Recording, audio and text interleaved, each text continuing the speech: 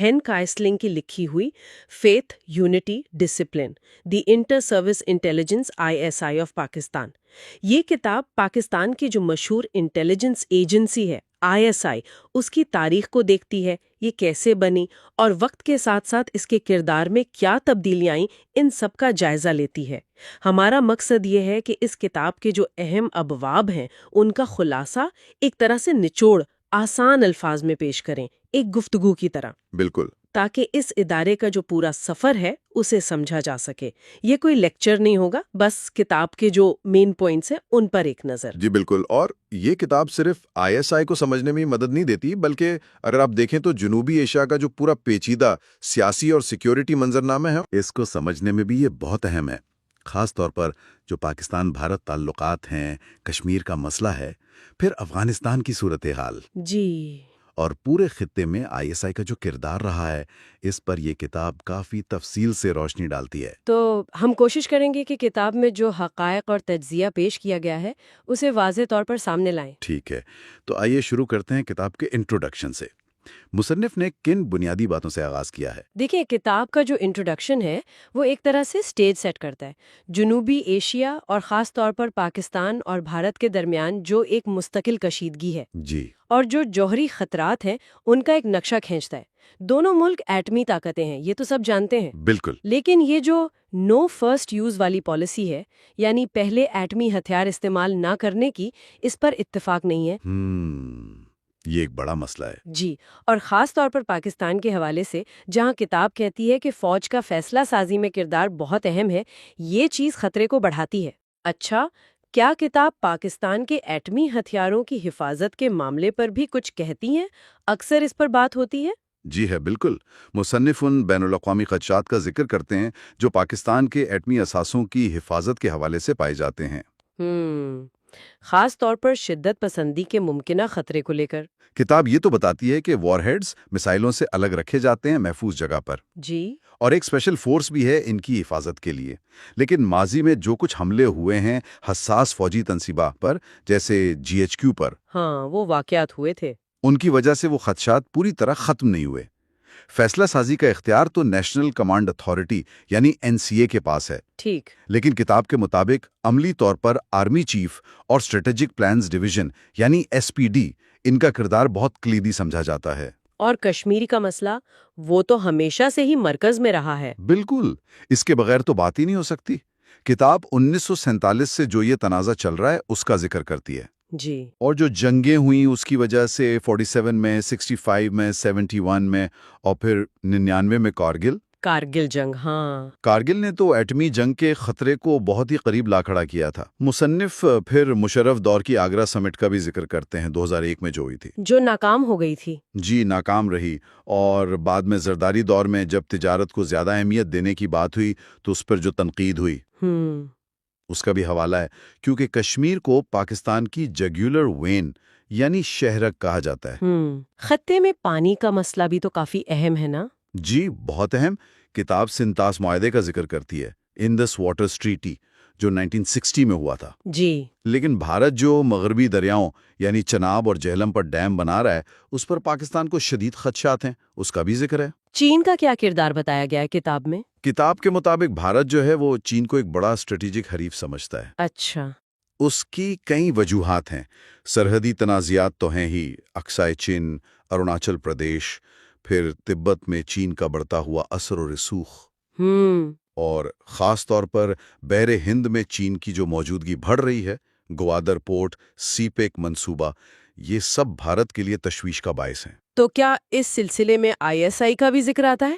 ہاں، کتاب ذکر کرتی ہے کہ ماضی میں ISI پر الزامات لگتے رہے ہیں کہ وہ شمال مشرقی بھارت میں جو علیحدگی پسند گروپس ہیں جیسے ULFA، جی، ان کی مدد کرتی رہی ہے. اگرچہ کتاب یہ بھی کہتی ہے کہ حالیہ برسوں میں یہ سرگرمیاں کم ہوئی ہیں. اچھا. اور اب کچھ شواہد مبینہ طور پر چینی انٹیلیجنس کے کردار کی طرف اشارہ کرتے ہیں. اور چین پاکستان تعلقات؟ ان کو ایک مضبوط اسٹریٹجک الائنس کے طور پر پیش کیا گیا ہے. خاص طور پر دفاعی اور جوہری شعبوں میں تعاون کا ذکر ہے. ٹھیک ہے. افغانستان کا ذکر تو یقیناً تفصیل سے ہوگا؟ جی بالکل. کتاب پاکستان افغانستان تعلقات کی تاریخ بتاتی ہے जो शुरू से ही कुछ न कुछ कशीदा रहे हैं। ड्यूरेंट लाइन का मसला। जी, वो तो पुराना मसला है। बिल्कुल। फिर 1979 में जब सोवियत यूनियन ने हमला किया तो अफगानिस्तान सर्द जंग का एक बड़ा मैदान बन गया। हम्म। और वो जो CIA और ISI ने मिलकर मुजाहिदीन की मदद की, वो तारीख की बड़ी कोवर्ट ऑपरेशंस में से एक शुमार होती है। जी। फिर सोवियत यूनियन का निकलना, उसके बाद खाना जंगी, तालिबान का उरूज, अल कायदा का बनना और फिर 9/11। ये सारा पस मंजर किताब बयान करती है। और 9/11 के बाद ISI के बारे में क्या तासुरात बयान किए गए हैं? किताब कहती है कि 9/11 के बाद ISI पर बहुत ज्यादा बैनुल-अक़वामी स्क्रूटनी हुई। हाँ, तवज्जो मरकूज हो गई। जी, उसे रियासत के अंदर रियासत कहा गया। इग़वा, मावराए अदालत कत्ल जैसे इल्जामात लगे। अच्छा। ये तासुर भी पाया जाता रहा कि शायद एजेंसी के अंदर कुछ ऐसे अनासिर हैं जो पूरी तरह क़यादत के कंट्रोल में नहीं हैं। हम्म। और फिर एबटाबाद में जो उसामा बिन लादेन की हलाकत हुई, उसने इन क़यास आराइयों को और ज्यादा हवा दी। ठीक है, ये तो इंट्रोडक्शन की बात हो गई। अब चलते हैं चैप्टर 1, द फर्स्ट डेकेड की तरफ। ISI का आगाज कैसे हुआ? शुरू में क्या था? जी, पहला बाब ये ISI के क़याम यानी 1948 में बनने के पस मंज़र पर बात करता है। हम्म। आमतौर पर तो यही कहा जाता है कि ये 47-48 की जो कश्मीर जंग थी, उसमें इंटेलिजेंस की नाकामियों का नतीजा था। जी। लेकिन मुसन्निफ इससे थोड़ा मुख्तलिफ जाविया पेश करते हैं।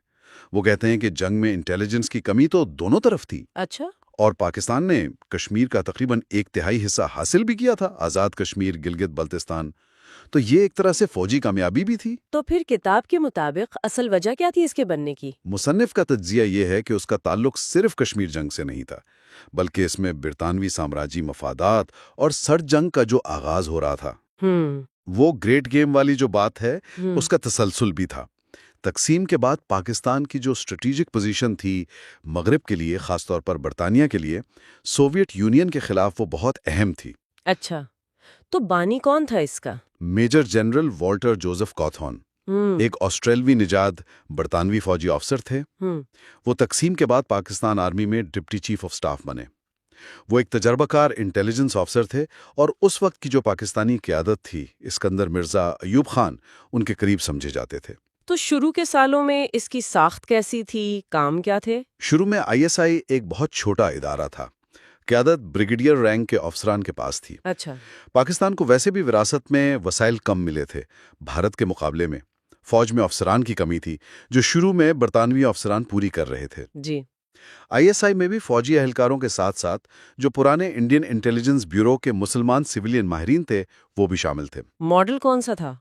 किसकी तर्ज पर बनी थी? किताब कहती है कि आमतौर पर SAVIEC या SDCE का कहा जाता है, लेकिन वो तो बाद में बने। ज़्यादा इम्कान ये है कि बरतानवी MI6 को मॉडल बनाया गया, अच्छा। और शुरू की ट्रेनिंग और सामान भी MI6 और CIA ने ही दिया। काम क्या थे शुरू में? बुनियादी काम था भारत और कश्मीर पर इंटेलिजेंस जमा करना, ठीक है। और बैरून मुल्क जो मिलिट्री अतैशी तैनात होते हैं, उनकी नेटवर्क को मुनज़्ज़म करना। अंदरूनी सिक्योरिटी वो उस वक्त उसके मैंडेट में नहीं थी, सिवाय शुमाली इलाका जात और आज़ाद कश्मीर के। यानी शुरू में किरदार काफी महदूद और प्रोफेशनल था। अब देखते हैं chapter 2, the era of the first generals, 1958-1971। इस दौर में क्या तब्दीलियां आई? जी, दूसरा बाब ये अयूब खान और फिर यहिया खान के फौजी अदवार का जिक्र करता है। इस दौर में ISI के किरदार में तौसी होना शुरू हुई। अगरचे कागजों में तो ये वजारत दिफा के मातहत थी, लेकिन अमली तौर पर आर्मी चीफ का कंट्रोल ज्यादा था। अच्छा। अयूब खान ने जब 1958 में इख्तिदार संभाला, तो उसके बाद ISI का सियासी किरदार बढ़ना शुरू हुआ। सियासी किरदार से क्या मुराद है? मतलब अंदरूनी मामलात में मुलव्वस हुई? जी हाँ, किताब के मुताबिक अयूब खान के दौर में ISI के अंदर एक कोवर्ट एक्शन यानी खुफिया कार्रवाइयों का डिवीजन बनाया गया। अगरचे इस पर इल्जामात तो शुमाल मशरिकी भारत और बाद में भारतीय पंजाब में सिखों की मदद के भी हैं, लेकिन किताब कहती है कि उसका बुनियादी मकसद अंदरूनी सियासी इस्तेकाम और मुखालिफिन की निगरानी बन गया। अच्छा, निगरानी? जी, एजेंसियों की जो रिपोर्टिंग थी उसका ढांचा भी बदला। ISI बराह रास्त मार्शल लॉ एडमिनिस्ट्रेटर को रिपोर्ट करने लगी। और मशरकी पाकिस्तान का क्या जिक्र है? अयूब खान को किताब के मुताबिक बंगाली अफसरान पर ज्यादा भरोसा नहीं था, तो 1960 में मशरकी पाकिस्तान में अंदरूनी सियासी इंटेलिजेंस का काम भी ISI को दे दिया गया। پھر 1965 کی جنگ ہوئی، اس میں ISI کا کیا کردار رہا؟ کتاب 1965 کی جنگ کو ISI اور ملٹری انٹیلیجنس MI دونوں کے لیے ایک بڑی ناکامی قرار دیتی ہے۔ ناکامی؟ کس طرح؟ خاص طور پر وہ جو آپریشن جبرالٹر تھا، جی، سنا ہے۔ جس کا مقصد تھا کہ مسلح افراد کو کشمیر بھیج کر وہاں بغاوت کروائی جائے، وہ انٹیلیجنس کی ناکامی کی وجہ سے بری طرح ناکام ہوا۔ مصنف ایک ISI ڈائریکٹر کا قول بھی نقل کرتے ہیں کہ ہمیں سیاسی مخالفین کی نگرانی پر لگا دیا گیا تھا، اس لیے ہم اپنا اصل کام یعنی کاؤنٹر انٹیلیجنس نہیں کر سکے۔ اچھا، تو یحییٰ خان کے دور اور 1971 کی جنگ کے بارے میں کیا تفصیلات ہیں؟ یحییٰ خان کے دور میں 1970 کے انتخابات ہوئے۔ فوج کا خیال تھا کہ کوئی ایک پارٹی اکثریت نہیں لے سکے گی۔ ISI نے مشرقی پاکستان میں عوامی لیگ کے مقابلے میں اسلامی جماعتوں کی حمایت کی، لیکن عوامی لیگ بھاری اکثریت سے جیت گئی۔ تو اندازہ غلط نکلا؟ جی، کتاب کہتی ہے کہ ISI صورتحال کا صحیح اندازہ لگانے میں ناکام رہی۔ پھر جب انتخابات کے نتائج تسلیم نہیں کیے گئے تو مشرقی پاکستان میں فوجی آپریشن شروع ہوا اور پھر جنگ چھڑ گئی۔ اس جنگ میں ISI پر کیا الزامات ہیں؟ کتاب میں ذکر ہے کہ ISI پر بنگالی دانشوروں کی مخبری کرنے اور عوامی لیگ میں دراندازی کرنے کے الزامات لگے۔ اگرچہ کتاب یہ بھی کہتی ہے کہ ISI نے بھارتی حملے کے منصوبوں کی پیش کی اطلاع دی تھی، لیکن اس پر مؤثر عمل نہیں ہو سکا۔ تو یہ بھارت کے RNAW کے لیے کامیابی تھی؟ جی، یہ RNW کی پہلی بڑی کامیابی سمجھی جاتی ہے۔ مشرقی پاکستان الگ ہوا، یحییٰ خان کو جانا پڑا اور ISI میں بھی تبدیلی آئی۔ جون 1971 میں میجر جنرل غلام جیلانی خان نئے سربراہ بنے۔ تو کیا ان ناکامیوں کے بعد ISI کی ساخت یا کام کرنے کے طریقے میں کوئی فرق آیا؟ جی، یہ محسوس کیا گیا کہ ISI کی قیادت زیادہ سینئر ہونی چاہیے۔ تو بھٹو دور میں پہلی بار ایک 3 اسٹار جنرل یعنی لیفٹیننٹ جنرل غلام جیلانی خان کو سربراہ بنایا گیا۔ فرائض کیا تھے اس وقت تک؟ اس دور کے آخر تک ISI کے کاموں میں بیرونی انٹیلیجنس، تینوں مسلح افواج کے انٹیلیجنس کاموں میں رابطہ کاری، اپنے فوجی کیڈر کی نگرانی، غیر ملکیوں کی نگرانی، میڈیا اور سیاسی گروہوں پر نظر رکھنا، سفارتی سرگرمیاں، ٹیکنالوجی کا حصول اور خفیہ آپریشنز شامل ہو چکے تھے۔ کافی وسیع ہو گیا تھا دائرہ کار۔ جی، لیکن کاؤنٹر انٹیلیجنس کتاب کے مطابق اب بھی کمزور پہلو تھا، جس کا فائدہ سوویت KGB نے اٹھایا اور پاکستانی وزارت خارجہ وغیرہ میں اپنے مخبر بنائے۔ CIA کے ساتھ تعلقات کیسے رہے اس دور میں؟ 50 اور 60 کی دہائیوں میں تو اچھے تھے، جیسے وہ U-2 جاسوس طیارے والا واقعہ۔ جی۔ نکسن دور میں یہ اور بڑھے، خاص طور پر 1971 میں جب کسنجر کا خفیہ دورہ چین ہوا، اس میں ISI نے اہم کردار ادا کیا۔ پھر جب بھارت اور سوویت یونین کا معاہدہ ہوا تو اس کے بعد ISI اور CIA پر الزام لگا کہ انہوں نے مل کر بھارت میں علیحدگی پسند گروہوں کی مدد کی۔ ٹھیک ہے، اب آتے ہیں چیپٹر 3 ذوالفقار علی بھٹو 1971-1977 پر۔ بھٹو صاحب کے دور میں ISI کا کیا کردار رہا؟ دیکھیں، 1971 کی شکست کے بعد بھٹو صاحب نے اقتدار سنبھالا۔ پہلے civilian chief martial law administrator بنے، پھر 73 کے آئین کے بعد وزیر اعظم۔ جی۔ کتاب کے مطابق بھٹو صاحب ISI کو جنوبی ایشیا میں پاکستان کا اثر و رسوخ بڑھانے کے لیے استعمال کرنا چاہتے تھے۔ کوئی خاص مثال ہے اس دور کی؟ ایک اہم واقعہ کو بلوچستان میں 1972 میں جو شورش شروع ہوئی، جی، بھٹو صاحب نے وہاں ISI کو نگرانی کا کام سونپا۔ پھر وہ عراقی سفارت خانے سے اسلحہ پکڑا گیا، قبائلی جھڑپیں ہوئیں اور بھٹو نے فوجی آپریشن کیا۔ اس میں بیرونی ہاتھ کا بھی ذکر ہے؟ جی، کتاب کہتی ہے کہ اس آپریشن میں ایران کی ساوک اور CIA نے بھی پاکستان کی مدد کی۔ اچھا۔ اسی دوران افغانستان کی طرف سے جو پشتون علاقوں میں مداخلت ہو رہی تھی، اس کے جواب میں بھٹو کے حکم پر ISI نے افغان مخالفین کو منظم کرنا شروع کیا۔ کن کو؟ ان میں بعد میں جو مشہور ہوئے گلبدین حکمتیار، ربانی، احمد شاہ مسعود، وہ سب شامل تھے۔ 1973 میں ISI میں باقاعدہ اسپیشل آپریشنز بیورو قائم ہوا، جسے آپ افغانستان سیل کہہ سکتے ہیں۔ ٹھیک ہے۔ ضیاء الحق کے بطور آرمی چیف تعیناتی کے حوالے سے ISI کا کوئی کردار بتایا گیا ہے؟ جی، کتاب میں یہ قیاس سارا موجود ہے کہ 1976 میں جب بھٹو نے کئی سینئر جنرلوں کو نظر انداز کر کے ضیاء الحق کو آرمی چیف بنایا، جی، تو اس فیصلے میں شاید ISI چیف جنرل جیلانی کا بھی کردار تھا۔ اگرچہ جیلانی نے بعد میں کہا کہ انہوں نے سینیئرٹی کا مشورہ دیا تھا، لیکن عام تاثر یہی ہے کہ انہوں نے ضیاء کی حمایت کی۔ بھٹو دور میں ISI اندرونی سیاست میں کتنی ملوث ہوئی؟ دیکھیں 1973 میں وہ اٹک سازش کیس سامنے آیا تھا، جس میں کچھ فوجی افسران پر بغاوت کی منصوبہ بندی کا الزام تھا۔ جی، وہ ISI نے ہی بے نقاب کیا۔ پھر 1975 میں بھٹو نے باقاعدہ طور پر ISI میں ایک اندرونی سیاسی سیل بنوایا۔ اچھا، باقاعدہ طور پر؟ جی، اور انہوں نے FIA اور FSF جیسی متوازی ایجنسیاں بھی بنائیں، شاید کسی ایک ادارے پر انحصار کم کرنے کے لیے۔ پھر 1977 کے انتخابات آئے اور بھٹو حکومت کا خاتمہ ہوا۔ اس میں ISI کا کیا کردار بتایا گیا ہے؟ کتاب کے مطابق ISI نے ہی بھٹو کو قبل از وقت انتخابات کا مشورہ دیا تھا۔ پھر جب انتخابات میں دھاندلی کے الزامات لگے اور PNA کی تحریک شروع ہوئی، حکومت نے تو الزام لگایا کہ تحریک کے پیچھے باہر کا پیسہ ہے، لیکن ISI اور IB اس کا کوئی ثبوت نہیں دے سکیں۔ تو کیا ISI نے تحریک کو ہوا دی؟ کتاب میں یہ قیاس آرائی موجود ہے کہ شاید ISI نے PNA تحریک کو منظم کرنے یا ہوا دینے میں کردار ادا کیا ہو۔ اور پھر تختہ الٹ دیا گیا۔ جی، 5 جولائی 1977 کو جنرل ضیاء الحق نے آپریشن فیئر پلے کے تحت بھٹو حکومت ختم کر دی۔ کتاب میں یہ بھی ذکر ہے کہ ISI چیف جنرل جیلانی نے مبینہ طور پر ضیاء کو ان کے ہٹائے جانے کے بھٹو کے منصوبے سے پہلے ہی بتا دیا تھا۔ اور بھٹو صاحب کی پھانسی کے معاملے میں؟ ضیاء نے ISI کو یہ کام سونپا کہ جائزہ لے کہ اگر بھٹو کو سزا دی گئی تو عوامی رد عمل کیا ہوگا۔ اچھا؟ ایجنسی نے ماہرین نفسیات کی مدد سے رپورٹ دی کہ کوئی بڑا خطرہ نہیں ہے۔ ISI پر مقدمے کے دوران گواہوں اور ججوں پر دباؤ ڈالنے کے الزامات کا بھی کتاب میں ذکر ہے۔ اور اسی دوران جنرل جیلانی گورنر بن گئے؟ جی، سابق ISI چیف غلام جیلانی خان پنجاب کے گورنر بنے اور کتاب کے مطابق انہوں نے ہی نواز شریف کو دریافت کیا اور ضیاء سے ملوایا۔ یہ تو پہلے 30 سال کی بڑی پیچیدہ کہانی ہے۔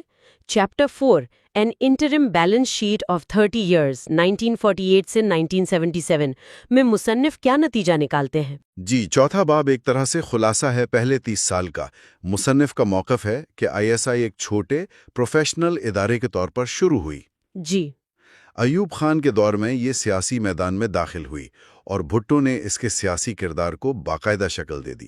تو کیا فوج کی سیاست میں مداخلت کی وجہ صرف طاقت کی خواہش تھی؟ کتاب کیا کہتی ہے؟ نہیں، مصنف اس کی زیادہ گہری وضاحت کرتے ہیں۔ وہ کہتے ہیں کہ شروع کے سالوں میں مضبوط سیاسی قیادت نہیں تھی، آئین بننے میں دیر ہوئی، ملک میں اندرونی مسائل تھے۔ ان حالات نے فوج کو محسوس کروایا کہ انہیں استحکام کے لیے کردار ادا کرنا ہے، اور بہتر انٹیلیجنس کی ضرورت نے ISI کو اندرونی معاملات میں ملوث ہونے کا موقع دیا۔ اور بھٹو دور کا کیا خلاصہ ہے؟ مصنف لکھتے ہیں کہ بھٹو نے ISI کو خارجہ پالیسی کے مقاصد کے لیے مضبوط کیا، جیسے جوہری پروگرام کے لیے ٹیکنالوجی حاصل کرنا، جی، لیکن ساتھ ہی اسے اندرونی سیاسی کنٹرول کے لیے بھی استعمال کیا۔ اس طرح انہوں نے ایجنسی کو طاقتور تو بنایا، لیکن آخر میں وہی طاقت ان کے خلاف بھی استعمال ہوئی۔ اور پھر افغانستان کے حالات نے نیا دور شروع کیا۔ جی، 1970 کی دہائی کے آخر میں افغانستان کے حالات نے ISI کے لیے ایک بالکل نیا اور بہت بڑا باب کھول دیا۔ اب ہم داخل ہوتے ہیں ضیاء الحق کے دور میں۔ Chapter 5 The ISI under Zia الحق 1977-1988۔ یہ دور تو افغانستان جنگ کی وجہ سے بہت ہی اہم سمجھا جاتا ہے۔ بالکل، ضیاء الحق کا اقتدار آپ دیکھیں فوج اور انٹیلیجنس پر بہت زیادہ منحصر تھا۔ جی، تو ISI کا جو اندرونی سیاسی ونگ تھا وہ اور زیادہ فعال ہو گیا۔ جنرل غلام جیلانی خان کو اہم عہدے ملے جو ضیاء کے ان پر اعتماد کو ظاہر کرتا ہے۔ اس دور میں ISI کی قیادت کس کے پاس رہی؟ جنرل جیلانی کے بعد کون آیا؟ جیلانی کے بعد تھوڑے عرصے کے لیے میجر جنرل محمد ریاض خان آئے۔ ان کے دور میں پاک امریکہ تعلقات کچھ خراب تھے، بھٹو کی پھانسی، امریکی سفارت خانے پر حملہ، جی، حتیٰ کہ CIA نے ایرانی انقلاب کے بعد اپنا علاقائی آپریشنل مرکز پاکستان منتقل کیا۔ اچھا، پھر اپریل 1979 میں لیفٹیننٹ جنرل اختر عبد الرحمان ISI کے سربراہ بنے اور وہ مارچ 1987 تک رہے۔ یہ بہت اہم دور تھا۔ افغانستان میں ISI کا کردار کب اور کیسے باقاعدہ شروع ہوا؟ کتاب کے مطابق امریکہ نے سوویت حملے سے پہلے ہی جولائی 1979 میں افغان مزاحمت کاروں کی خفیہ مدد کی منظوری دے دی تھی۔ حملے سے پہلے؟ جی، جو شروع میں فرنٹیئر کانسٹیبلری اور بعد میں ISI کے ذریعے کی گئی۔ دسمبر 1979 میں جب سوویت یونین نے حملہ کر دیا تو یہ آپریشن بہت بڑے پیمانے پر پھیل گیا۔ ضیاء حکومت نے کیا موقف اپنایا؟ ضیاء الحق نے اسے اپنے اقتدار کو مضبوط کرنے اور پاکستان کو اسلامی دنیا میں ایک اہم مقام دلانے کا موقع سمجھا۔ جنرل اختر نے ضیاء کو قائل کیا کہ سوویت یونین کو افغانستان میں ہی روکنا ضروری ہے۔ تو ISI کا جو افغانستان بیورو تھا وہ کیسے کام کرتا تھا؟ وہ جو پہلے اسپیشل آپریشنز بیورو بنا تھا بھٹو دور میں، وہ اب ISI ڈائریکٹوریٹ کا حصہ بن گیا اور جنرل اختر کے ماتحت آ گیا۔ اس بیورو کی قیادت بعد میں بریگیڈیئر محمد یوسف نے کی۔ اس میں درجنوں افسران اور سینکڑوں اہلکار تھے۔ کتاب کہتی ہے کہ انہوں نے 80,000 سے زیادہ مجاہدین کو ٹریننگ دی۔ 80,000 سے زیادہ؟ جی، اور اربوں ڈالر مالیت کا اسلحہ اور سامان تقسیم کیا۔ ISI نے اس بات پر اصرار کیا کہ تمام امداد اور اسلحہ صرف ان کے ذریعے ہی تقسیم ہوگا۔ امریکیوں کا مجاہدین سے براہ راست کوئی رابطہ نہیں ہوگا۔ اتنا بڑا آپریشن تھا؟ کیا اس میں کرپشن وغیرہ کے الزامات کا بھی ذکر ہے؟ جی ہاں، بالکل۔ کتاب میں بڑے پیمانے پر کرپشن کے الزامات کا تفصیل سے ذکر ہے۔ اچھا۔ کہا جاتا تھا کہ امدادی سامان اور اسلحے کا کافی بڑا حصہ، کوئی کہتا ہے 15%، کوئی 40% تک، پاکستان سے باہر ہی نہیں جاتا تھا، یہیں بلیک مارکیٹ میں بک جاتا تھا۔ 1984 کے بعد یہ نظام بنایا گیا کہ امداد صرف 7 جماعتی اتحاد، جو پشاور 7 کہلاتا تھا، اس کے ذریعے دی جائے گی تاکہ کنٹرول بہتر ہو۔ لیکن کتاب کہتی ہے کہ کرپشن پھر بھی جاری رہی۔ اسلحہ کہاں سے آتا تھا؟ CIA مختلف ذرائع سے خریدتی تھی، چین، مصر، ترکی، حتیٰ کہ اسرائیل سے بھی۔ زیادہ تر سوویت ساختہ ہتھیار خریدے جاتے تھے تاکہ مغربی مداخلت کا تاثر نہ جائے۔ وہ سٹنگر میزائل کب آئے؟ ان کا بڑا ذکر ہوتا ہے۔ سٹنگر میزائل، جو ہیلی کاپٹروں اور جہازوں کے خلاف بہت مؤثر تھے، وہ 1986 میں آئے۔ اتنی دیر سے؟ جی، کتاب کے مطابق ان کی فراہمی میں تاخیر ہوئی کیونکہ امریکہ کو بھی خدشہ تھا کہ یہ غلط ہاتھوں میں نہ چلے جائیں، اور ضیاء کو بھی کچھ تحفظات تھے۔ پھر جنرل اختر اور بریگیڈیئر یوسف کو کیوں ہٹا دیا گیا؟ وہ تو اس آپریشن کے اہم کردار تھے۔ جی، مارچ 1987 میں جنرل اختر کو chairman joint chiefs of staff committee بنا دیا گیا۔ بظاہر تو یہ ترقی تھی، لیکن عملی طور پر اختیارات کم ہو گئے۔ کیوں؟ کیا وجہ بتائی گئی ہے؟ کتاب کئی ممکنہ وجوہات بتاتی ہے۔ ایک تو یہ کہ شاید ضیاء اب جنگ کا کریڈٹ خود لینا چاہتے تھے، اختر پر عدم اعتماد، کرپشن کے الزامات، اور شاید امریکی دباؤ بھی تھا، کیونکہ امریکہ نہیں چاہتا تھا کہ کابل میں کوئی بنیاد پرست حکومت بنے، اور اختر پر شبہ تھا کہ وہ ایسا چاہتے ہیں۔ اور بریگیڈیئر یوسف؟ انہیں بھی اپریل 87 میں پروموشن نہیں ملی، جس کے بعد وہ اسی سال ریٹائر ہو گئے۔ ٹھیک ہے، یہ واقعی ایک بہت ہنگامہ خیز دور تھا۔ اب آخری باب جس کا ہم آج جائزہ لیں گے، chapter 6، turbulence at the end of the 1980s۔ جی، چھٹا باب۔ جنرل اختر کے بعد major general Hamid Gul ISI کے نئے سربراہ بنے۔ حمید گل؟ ان کا نام تو بہت سنا ہے۔ جی، ان کے امریکی حکام سے اچھے تعلقات تھے۔ انہوں نے جنرل اختر کی پالیسی کو ہی جاری رکھا، خاص طور پر گلبدین حکمت یار کی حمایت۔ اس دور کا ایک بہت بڑا واقعہ اوجڑی کیمپ کا سانیہ تھا، اپریل 1988 میں۔ کتاب اس بارے میں کیا کہتی ہے؟ جی، اوجری کیمپ راولپنڈی کے قریب مجاہدین کے لیے اسلحے کا بہت بڑا ڈیپو تھا۔ وہاں آگ لگی اور زبردست دھماکے ہوئے۔ بہت نقصان ہوا تھا؟ جی، سرکاری طور پر تو 100 ہلاکتیں بتائیں گئیں، لیکن اصل تعداد شاید زیادہ تھی، ہزاروں زخمی ہوئے۔ کتاب بتاتی ہے کہ اس پر شدید الزام تراشی ہوئی۔ کس پر؟ اس وقت کے وزیر اعظم محمد خان جنیجو نے فوج اور ISI کو ذمہ دار ٹھہرانے کی کوشش کی، جس پر ضیاء نے مئی 1988 میں جنیجو حکومت کو ہی برطرف کر دیا۔ تو کیا یہ حادثہ تھا یا کوئی سابوتاج تھا؟ کتاب دونوں نظریات پیش کرتی ہے۔ حادثے کی تھیوری کہتی ہے کہ شاید مصر سے آئے راکٹوں میں کوئی خرابی تھی یا آگ بجھانے میں غفلت ہوئی۔ اور سابوتاج تھیوری؟ سابوتاج تھیوری میں KGB، افغان ایجنسی خاد، بھارتی R&O، حتیٰ کہ امریکوں پر بھی شک کیا جاتا ہے۔ اچھا۔ ایک تھیوری یہ بھی ہے کہ خود ISI نے کروایا۔ مبینہ طور پر ایران کو جو سٹنگر میزائل بیچے گئے تھے، ان کی خردبرد چھپانے کے لیے۔ مصنف کہتے ہیں کہ اصل حقیقت آج تک واضح نہیں ہے۔ بہت پراسرار۔ اور پھر اسی سال اگست 1988 میں ضیاء الحق کی موت ہو گئی۔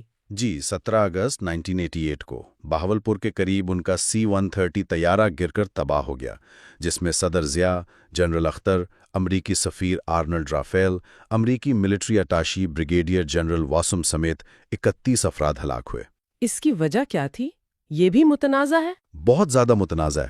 کتاب قتل کی تھیوریوں کا تفصیل سے ذکر کرتی ہے۔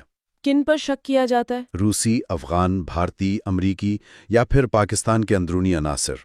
ایک تھیوری کاکپٹ میں کوئی اعصابی گیس چھوڑنے کی ہے۔ دوسری طرف تکنیکی خرابی کا امکان بھی تھا۔ وہ C-130 طیارہ پرانا تھا اور اس میں پہلے بھی مسائل رہے تھے۔ ہائیڈرولک سسٹم فیل ہو سکتا تھا یا کارگو پیچھے کھسک سکتا تھا۔ تحقیقات کا کیا نتیجہ نکلا؟ تحقیقاتی رپورٹ بھی متفقہ نہیں تھیں۔ امریکی ٹیم نے تکنیکی خرابی کا امکان ظاہر کیا، جبکہ پاکستانی ٹیم نے سبوتاج کا۔ ٹھیک ہے، سوویت یونین کے جانے کے بعد جلال آباد آپریشن کا بھی ذکر ہے، وہ کیا تھا؟ فروری 1989 میں جب سوویت فوجیں نکل گئیں تو ISI نے حمید گل کے قیادت میں فیصلہ کیا کہ اب مجاہدین کو گوریلا جنگ سے روایتی جنگ کی طرف لایا جائے۔ اچھا۔ پشاور میں ایک افغان عبوری حکومت AIG بنائی گئی اور منصوبہ بنا کہ اسے افغانستان کے شہر جلال آباد منتقل کیا جائے۔ تو حملہ کیا گیا؟ جی، مارچ 1979 میں مجاہدین نے جلال آباد پر حملہ کر دیا۔ یہ حملہ بری طرح ناکام ہوا۔ 3 مہینے محاصرہ جاری رہا۔ ناکامی کی وجہ؟ کتاب کے مطابق افغان فوج کی مزاحمت کا اندازہ غلط لگایا گیا اور حکمت یار نے جو مدد کا وعدہ کیا تھا وہ پوری طرح فراہم نہیں کی۔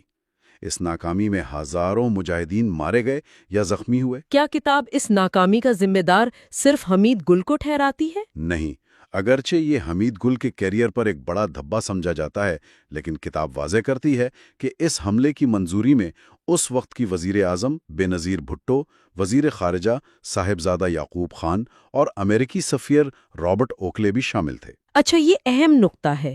اس کے بعد کیا ہوا؟ جلال آباد کی ناکامی کے بعد بے نظیر بھٹو نے جون 1989 میں حمید گل کو ISI سے ہٹا دیا۔ افغانستان پالیسی کی جو براہ راست ذمہ داری تھی وہ آرمی GHQ کو دے دی گئی۔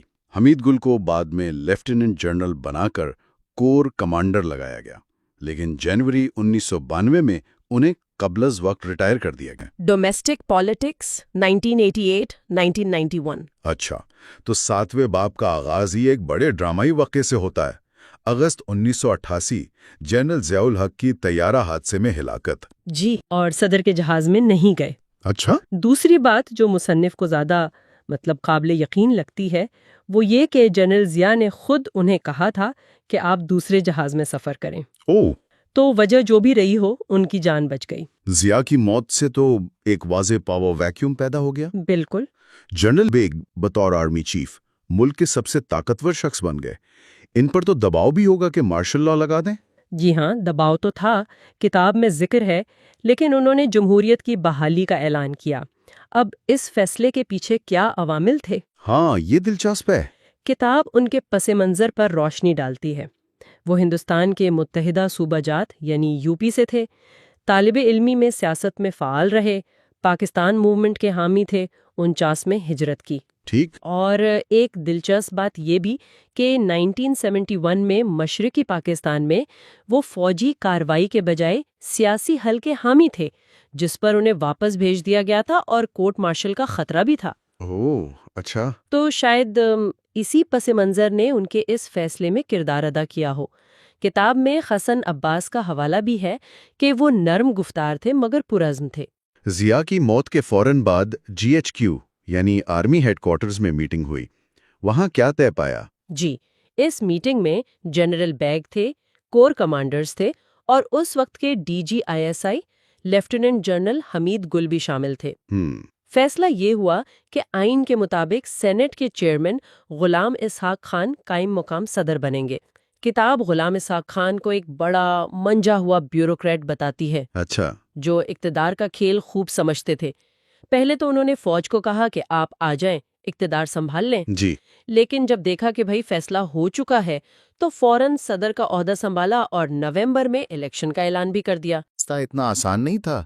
پاکستان مسلم لیگ یعنی PML اور غلام اسحاق خان خود بھی وہ نہیں چاہتے تھے کہ بے نظیر بھٹو کی PPP اقتدار میں آئے۔ جی بالکل. پی ایم ایل نے تو کوشش کی کہ ضیاء کی برطرف کی ہوئی جنیجو حکومت بحال ہو جائے تاکہ الیکشن ہی نہ ہو. اچھا. معاملہ پھر عدالتوں میں گیا. لاہور ہائی کورٹ نے تو پارٹی بنیادوں پر الیکشن کا حکم دے دیا، لیکن پی ایم ایل اور صدر پہنچ گئے سپریم کورٹ.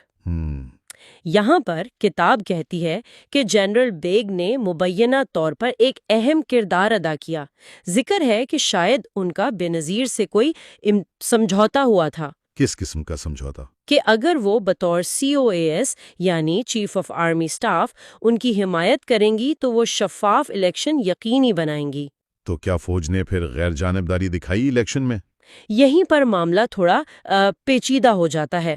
کتاب کہتی ہے کہ جنرل بیگ کو احساس تھا کہ اسٹیبلشمنٹ اور فوج میں PPP مخالف جذبات شدید ہیں. صحیح. اور DGISI حمید گل کی بریفنگ سے بھی یہی لگ رہا تھا کہ PPP جیت سکتی ہے.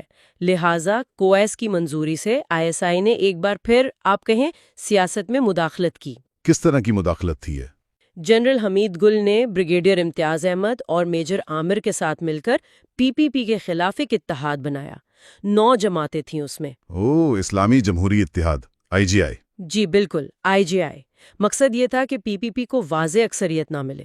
بعد میں بیگ اور گل نے اس کا دفاع بھی کیا. کیا دفاع پیش کیا؟ یہی کہ یہ سیاسی توازن کے لیے ضروری تھا، جمہوریت کی منتقلی کے لیے ضروری تھا، ورنہ شاید فوج بے نظیر کو اقتدار ہی نہ دیتی. لیکن ظاہر ہے ناقدین اسے پری پول ریگنگ کہتے ہیں. انتخابات ہوئے، PPP سب سے بڑی پارٹی بن گئی. MQM کے ساتھ مل کر وہ حکومت بنانے کی پوزیشن میں آ گئی. جی. لیکن پنجاب میں IGI جیت گئی اور نواز شریف وزیر اعلیٰ بن گئے، جو پھر مرکز میں بے نظیر کے لیے مستقل مسئلہ بنے رہے. بالکل. حکومت سازی سے پہلے غلام اسحاق خان نے بے نظیر سے ملاقات کی، کچھ شرائط پیش کی. اسی شام جنرل بیگ نے بے نظیر اور آصف زرداری کو ڈنر پر بلایا. کتاب کہتی ہے کہ بے نظیر نے تو اسے ایک سماجی ملاقات سمجھا. اچھا. لیکن بیگ کا مقصد تھا سیاسی تعاون پر بات کرنا، خاص طور پر خارجہ پالیسی، کشمیر، افغانستان، ان معاملات پر فوج کے جو تحفظات تھے ان کا اظہار کرنا. مصنف کا خیال ہے کہ بے نظیر نے یہاں ایک موقع گوا دیا بیگ کے ساتھ اعتماد بنانے کا. بے نظیر وزیر اعظم تو بن گئی، لیکن اسٹیبلشمنٹ کے ساتھ ان کے تعلقات شروع سے ہی کچھ ٹھیک نہیں رہے. جی. کتاب کے مطابق بے نظیر نے اقتدار کے لیے کچھ سمجھوتے کیے تھے، جیسے غلام اسحاق خان کو صدر ماننا، MQM سے اتحاد کرنا، کچھ پالیسی معاملات میں فوج کو اختیار دینا. ٹھیک. لیکن جلد ہی انہوں نے فوج کے معاملات میں مداخلت کی کوشش کی، جیسے ضیاء دور کے قریبی افسران کی فہرست مانگی، جسے بیگ نے مسترد کر دیا. اور پھر ISI چیف کی تبدیلی والا معاملہ، وہ تو بڑا مسئلہ بنا ہوگا. جی، وہ ایک بڑا ٹکراؤ ثابت ہوا. بے نظیر حکومت سمجھتی تھی کہ حمید گل نے الیکشن میں IGI کی حمایت کی ہے. وہ انہیں ہٹانا چاہتی تھیں. جلال آباد میں جو افغان مجاہدین کی ناکامی ہوئی اس نے انہیں موقع دے دیا. جون 1989 میں انہوں نے حمید گل کی جگہ ایک ریٹائرڈ لیفٹیننٹ جنرل شمس الرحمان کالو انہیں DGISI لگا دیا. آرمی چیف کا کیا رد عمل تھا اس پر؟ جنرل بیگ نے سخت اعتراض کیا. ان کا موقف تھا کہ ریٹائرڈ آفیسر لگائیں گے تو ISI اور فوج کا رابطہ متاثر ہوگا، ادارہ فوج سے دور ہو جائے گا. صحیح. انہوں نے 3 حاضر سروس جنرلوں کے نام بھی دیے، لیکن بے نظیر نے اپنا فیصلہ نہیں بدلا. حمید گل کو ملتان کور کمانڈر بنا دیا گیا. اچھا. کتاب میں یہ بھی لکھا ہے کہ گل نے بیگ سے کہا، آج DGISI کو ہٹایا ہے، کل یہ خاتون آرمی چیف کو چیلنج کرے گی. اور جلد ہی یہ بات کچھ حد تک سچ بھی ثابت ہوئی جب بے نظیر نے مبینہ طور پر بیگ کو chairman joint chiefs of staff committee یعنی CJSSC کے عہدے پر لگانے کی کوشش کی، جو نسبتاً کم طاقتور عہدہ تھا. لیکن صدر غلام اسحاق خان نے یہ منصوبہ ناکام بنا دیا. تو شمس الرحمان کالو کی تعیناتی کیا وہ کامیاب رہی؟ نہیں، بالکل نہیں. کتاب بتاتی ہے کہ آرمی قیادت نے انہیں قبول ہی نہیں کیا. کور کمانڈرز میٹنگز میں نہیں بلایا جاتا تھا. اچھا. ان کے دور کو ISI کے لیے ایک کھویا ہوا موقع کہا گیا ہے. خود بے نظیر نے بعد میں کہا کہ یہ میری پہلی حکومت کی سب سے بڑی غلطی تھی. اسی دوران ایک اور سکینڈل بھی تو آیا تھا، مڈ نائٹ جیکل. وہ کیا تھا؟ جی، ستمبر 1989 میں ISI کے وہی 2 افسران بریگیڈیئر امتیاز احمد اور میجر محمد عامر جو IGI بنانے میں شامل تھے، ہاں وہی، ان پر الزام لگا کہ وہ پی پی پی کے اراکین پارلیمنٹ کو خرید کر بے نظیر حکومت کے خلاف عدم اعتماد کی تحریک لانا چاہتے ہیں۔ اوہو، حکومت نے انٹیلیجنس بیورو یعنی آئی بی کی مدد سے انہیں رنگے ہاتھوں پکڑنے کی کوشش کی، ویڈیوز بھی بنی، لیکن نواز شریف جو اس وقت اپوزیشن لیڈر تھے وہ مبینہ طور پر آخری وقت میں پیچھے ہٹ گئے۔ یہ افسران کس کے کہنے پر کام کر رہے تھے؟ G H Q, Nawaz Sharif یا خود نئے ڈی جی آئی ایس آئی کالو؟ کتاب کہتی ہے کہ یہ واضح نہیں۔ عامر نے بعد میں کہا کہ وہ تو کالو کی ہدایت پر پی پی پی کی کالی بھیڑوں کو بے نقاب کر رہے تھے، اچھا، لیکن زیادہ امکان یہی بتایا گیا ہے کہ وہ نواز شریف کے لیے کام کر رہے تھے، جنہوں نے بعد میں وزیر اعظم بن کر انہیں اہم عہدے بھی دیے۔ ٹھیک۔ سی او ایس اسلم بیگ نے انہیں فوج سے برطرف تو کیا، ریٹائرڈ آن فالٹ جسے کہتے ہیں، لیکن سزا کو ناکافی سمجھا گیا۔ اس سکینڈل نے بھی حکومت اور فوج کے بیچ کی خلیج کو اور بڑھا دیا۔ اور بلاخر اگست 1990 میں بے نظیر حکومت ختم کر دی گئی۔ اس میں فوج کا کتنا ہاتھ تھا؟ دیکھیں، زیادہ تر لوگ تو جنرل بیگ کو ہی ذمہ دار سمجھتے ہیں، لیکن کتاب کا تجزیہ یہ ہے کہ اصل فیصلہ صدر غلام اسحاق خان کا تھا، جنہیں اسٹیبلشمنٹ کی حمایت حاصل تھی۔ بیگ نے بعد میں کہا بھی کہ صدر نے انہیں وزیر اعظم کے خلاف شکایات دکھائی تھیں اور کور کمانڈرز نے فیصلہ صدر پر چھوڑ دیا تھا۔ لیکن بیگ خود بھی تو خوش نہیں تھے۔ ہاں، کتاب یہ بھی کہتی ہے کہ بیگ بے نظیر کے رویے سے مایوس ہو چکے تھے، خاص طور پر جب آئی ایس آئی نے مبینہ طور پر ان کی کچھ فون کالز ٹیپ کیں، جن میں وہ امریکی دوستوں سے جی آئی کے اور بیگ کے خلاف مدد مانگ رہی تھیں۔ پھر دسمبر 1988 میں راجیو گاندھی کا دورہ ہوا تھا۔ اس کے بعد افواہیں پھیلی تھیں کہ دفاعی بجٹ کم کرنے اور بیگ کو ہٹانے پر بات ہوئی ہے۔ آئی ایس آئی نے بھی کچھ کیا اس کے جواب میں؟ جی، کتاب ایک افواہ کا ذکر کرتی ہے جو پھیلائی گئی کہ وزیر داخلہ اعتزاز احسن نے سکھ باغیوں کی کوئی فہرست بھارت کو دے دی ہے۔ اچھا، اس سے بے نظیر کی ساکھ کو نقصان پہنچا، اگرچہ اس کا کوئی ثبوت نہیں ملا۔ تو یوں صرف 1.5 سال میں بے نظیر کی پہلی حکومت ختم ہو گئی، جس میں اسٹیبلشمنٹ، آئی ایس آئی اور ملٹری انٹیلیجنس یعنی ایم آئی کا کردار نظر انداز نہیں کیا جا سکتا۔ دی آئی S I and Nawaz Sharif 1990-1993۔ اچھا، تو بے نظیر کے جانے کے بعد نواز شریف وزیر اعظم بنے۔ اب آئی ایس آئی کے ساتھ ان کے تعلقات کیسے رہے؟ نئے ڈی جی آئی ایس آئی کون آئے؟ شمس الرحمان کالو کی جگہ major general Asad Durrani D G I S I مقرر ہوئے۔ انہیں جنرل بیگ نے تجویز کیا تھا اور نگران وزیر اعظم جتوئی نے منظوری دی تھی۔ لیکن نواز شریف نہ تو وہ بیگ کو پسند کرتے تھے نہ درانی کو، تو جلد ہی اختلافات سامنے آ گئے۔ کس قسم کے اختلافات؟ سب سے بڑا اختلاف تو آیا پہلی خلیجی جنگ پر۔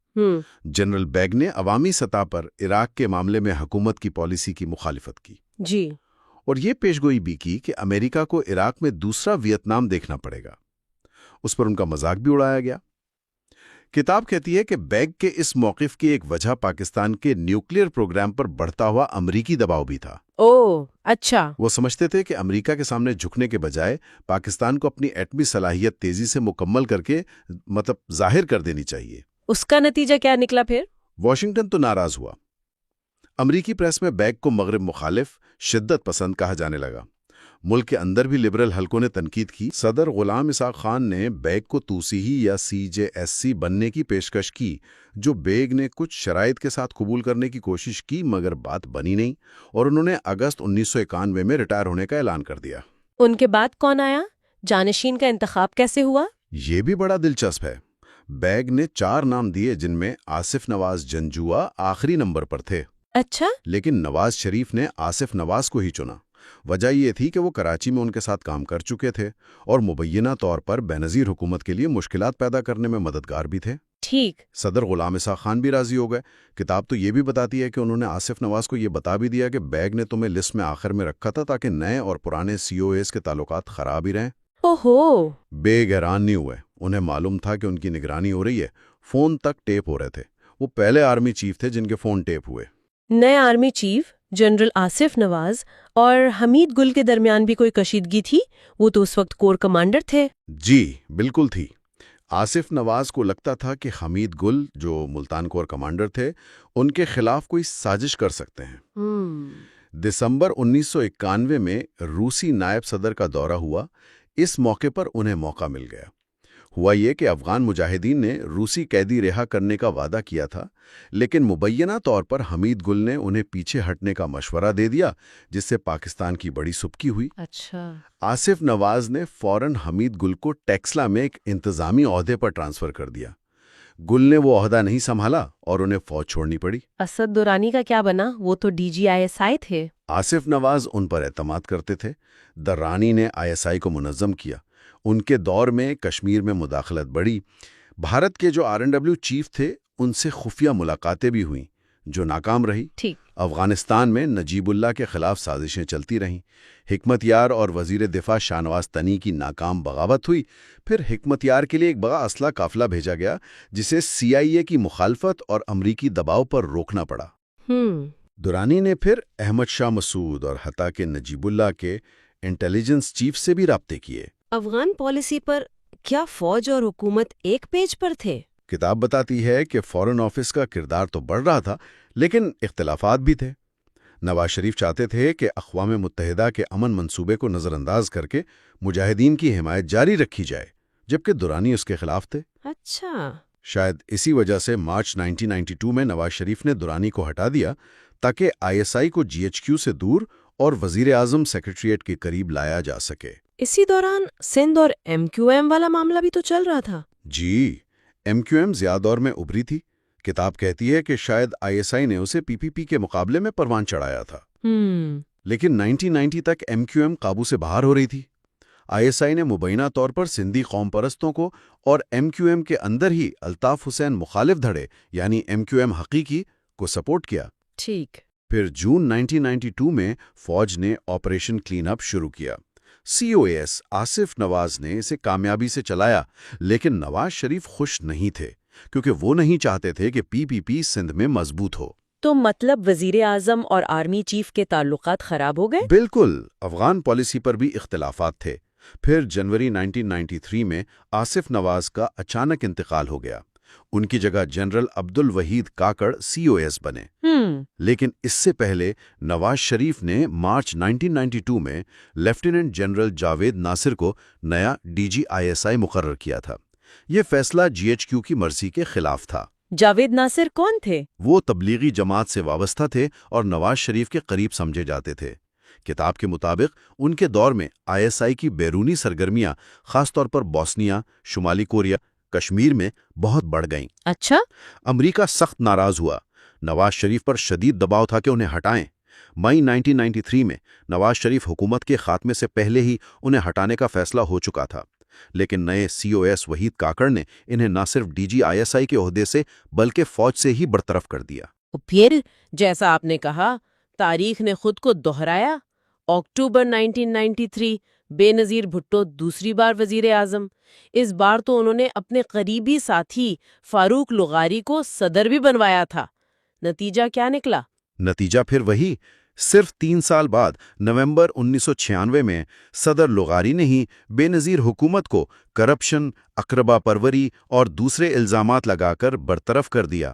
اوہو، کتاب کہتی ہے کہ حکومتی نااہلی تو تھی ہی، لیکن ساتھ میں اسٹیبلشمنٹ کی، مطلب فوج، بیوروکریسی، جاگیردار، کاروباری طبقہ، ان کی ناپسندیدگی اور سازشوں کا بھی دخل تھا۔ کیا اس بار بھی ISI کا کوئی کردار تھا؟ کتاب ایک الزام کا ذکر کرتی ہے کہ صدر اور وزیر اعظم میں بداعتمادی پیدا کرنے کے لیے صدر لغاری کی بیٹی کی ایک متنازع ویڈیو پریس کو لیک کی گئی۔ کیا؟ کہا گیا کہ یہ آصف زرداری کی ایما پر IB نے بنائی تھی، لیکن کچھ کا خیال ہے کہ یہ ISI کا آپریشن تھا تاکہ لغاری کو بھٹو زرداری حکومت کے خلاف کیا جا سکے۔ بے نظیر کے اس دوسرے دور کے اہم واقعات کون سے تھے؟ 2 بڑے واقعات کا ذکر ہے۔ ایک تو 1994 میں طالبان کا اچانک ابھرنا، جس پر ہم آگے بات کریں گے۔ ٹھیک ہے۔ دوسرا، فوج اور حکومت کا تختہ الٹ کر اسلامی خلافت قائم کرنے کی ایک ناکام کوشش، جس کا سرغنہ ایک سابق ISI آفیسر تھا، میجر جنرل ظہیر الاسلام عباسی۔ اقتدار میں آ کر بے نظیر نے پچھلی غلطیاں نہ دہرانے کی کوشش تو کی ہوگی۔ جی، انہوں نے فوج سے براہ راست ٹکراؤ سے گریز کیا، لیکن پرانے حساب چکانے کی کوشش ضرور کی۔ بریگیڈیئر رائے امتیاز احمد کو مڈ نائٹ جیکل کیس میں سزا کے طور پر ٹی وی پر زنجیروں میں دکھایا گیا۔ اس پر فوج میں سخت رد عمل ہوا۔ اور دوسرا ہدف کون تھا؟ غالباً اسلم بیگ۔ جی ہاں، بالکل۔ مارچ 1994 میں مہران بینک سکینڈل یا مہران گیٹ سامنے آیا۔ ہاں، اس کا کافی شور ہوا تھا۔ ہاں، یہ ایک بینکر تھے یونس حبیب، ان کی طرف سے اربوں روپے کے غبن کا معاملہ تھا، جس میں سرکاری پیسہ بھی شامل تھا۔ یونس حبیب نے اپنی جان بچانے کے لیے سیاستدانوں، بیوروکریٹس، فوجی افسروں کی ایک لسٹ جاری کر دی، اچھا، جنہوں نے ان سے پیسے وصول کیے تھے۔ اور اس میں جنرل بیگ کا نام بھی تھا؟ جی بالکل۔ بیگ نے تسلیم بھی کیا کہ انہوں نے 1990 کے الیکشن سے پہلے الیکشن سیل کے لیے 140 ملین روپے وصول کیے تھے۔ اوہو۔ یہ اسکینڈل اس وقت سامنے آیا جب بیگ پی پی پی کی ایک اتحادی سیاسی جماعت میں شامل ہوئے تھے، تو بے نظیر کیمپ نے اسے بیگ کو سیاسی طور پر ختم کرنے کا موقع سمجھا۔ بیگ کا کیا موقف تھا؟ بیگ کا دفاع یہ تھا کہ ISI اس وقت صدر غلام اسحاق خان سمیت اعلیٰ حکام کی ہدایت پر کام کر رہی تھی، آرمی چیف کا اس پر اختیار نہیں تھا۔ تحقیقات کا کیا بنا پھر؟ تحقیقات سے پتہ چلا کہ رقم بیگ کو ملی تھی، جس کا بڑا حصہ IJI کے سیاستدانوں میں بانٹا گیا تاکہ وہ الیکشن جیتے اور بیگ کی پوزیشن محفوظ رہے۔ عمل درآمد ISI نے کیا۔ COS وحید کاکڑ اور نئے DG ISI جاوید اشرف قاضی نے پہلے تو اسے سامنے لانے کا فیصلہ کیا، لیکن پھر اسے دبا دیا گیا۔ سزا صرف یونس حبیب کو ہوئی۔ اور لغاری پر بھی ملوث ہونے کا الزام لگایا، جس سے لغاری کی ساکھ کو نقصان پہنچا۔ اسد درانی کا کیا کردار تھا اس میں؟ وہ تو اس وقت DG ISI تھے جب یہ پیسے دیے گئے۔ دورانی نے پہلے تو ISI کے ملوث ہونے سے انکار کیا، بعد میں جب بے نظیر نے انہیں جرمنی میں سفیر بنا کر بھیجا تو مبینہ طور پر IB کے ڈائریکٹر نے ان سے ایک بیان حلفی یعنی ایفیڈیوٹ لیا جس میں رقم لینے والوں کے نام تھے۔ اچھا، مقصد شاید یہ ثابت کرنا تھا کہ بیگ نے پوری رقم ISI کو نہیں دی، کچھ اپنے لیے رکھ لی۔ یہ کیس سالوں تک چلتا رہا۔ 2012 میں جا کر سپریم کورٹ نے air marshal retired Asghar Khan کی پٹیشن پر فیصلہ دیا کہ GI کے جنرل بیگ اور جنرل دورانی نے 1990 کے الیکشن پر اثر انداز ہونے کے لیے فنڈز تقسیم کیے۔ بے نظیر کے دوسرے دور میں DG ISI کون کون رہے؟ مئی 1993 سے اگست 1995 تک تو لیفٹیننٹ جنرل جاوید اشرف قاضی رہے۔ ان پر سیاسی جانبداری کے الزامات لگے۔ انہوں نے ISI کے افغانستان بیورو میں تبدیلیاں کی۔ ان کے دور میں بوسنیا، کوسوو، چیچینیا میں مداخلت جاری رہی۔ ٹھیک۔ پھر اگست 1995 میں ان کی جگہ لیفٹیننٹ جنرل نسیم رانا آئے۔ وہ غیر سیاسی سمجھے جاتے تھے۔ ان کے دور میں ہی بے نظیر کے بھائی مرتضی بھٹو کا متنازع قتل ہوا، جس میں ISI اور صدر لغاری کے قریبی حلقوں پر شبہ ظاہر کیا گیا۔ Foreign policy and the ISI۔ اچھا، تو ISI کا کردار صرف اندرونی سیاست تک تو محدود نہیں تھا، خارجہ پالیسی میں اس کا کیا مقام تھا؟ جی، کتاب حمید گل کا ایک مشہور کال نقل کرتی ہے کہ فورن آفس کا کام خارجہ پالیسی نافذ کرنا ہے، ڈیزائن کرنا نہیں۔ یہ 1980 کی دہائی کے آخر میں ISI کی طاقت اور خود اعتمادی کو ظاہر کرتا ہے۔ حقیقت یہ تھی کہ اکثر بڑے خارجہ پالیسی فیصلے، خاص طور پر افغانستان، کشمیر، نیوکلیر پالیسی، یہ سب ISI یا GHQ میں ہوتے تھے، اور FO کے لیے ان سے اختلاف کرنا بہت مشکل تھا۔ کیا یہ صورتحال 1990 کی دہائی میں بدلی؟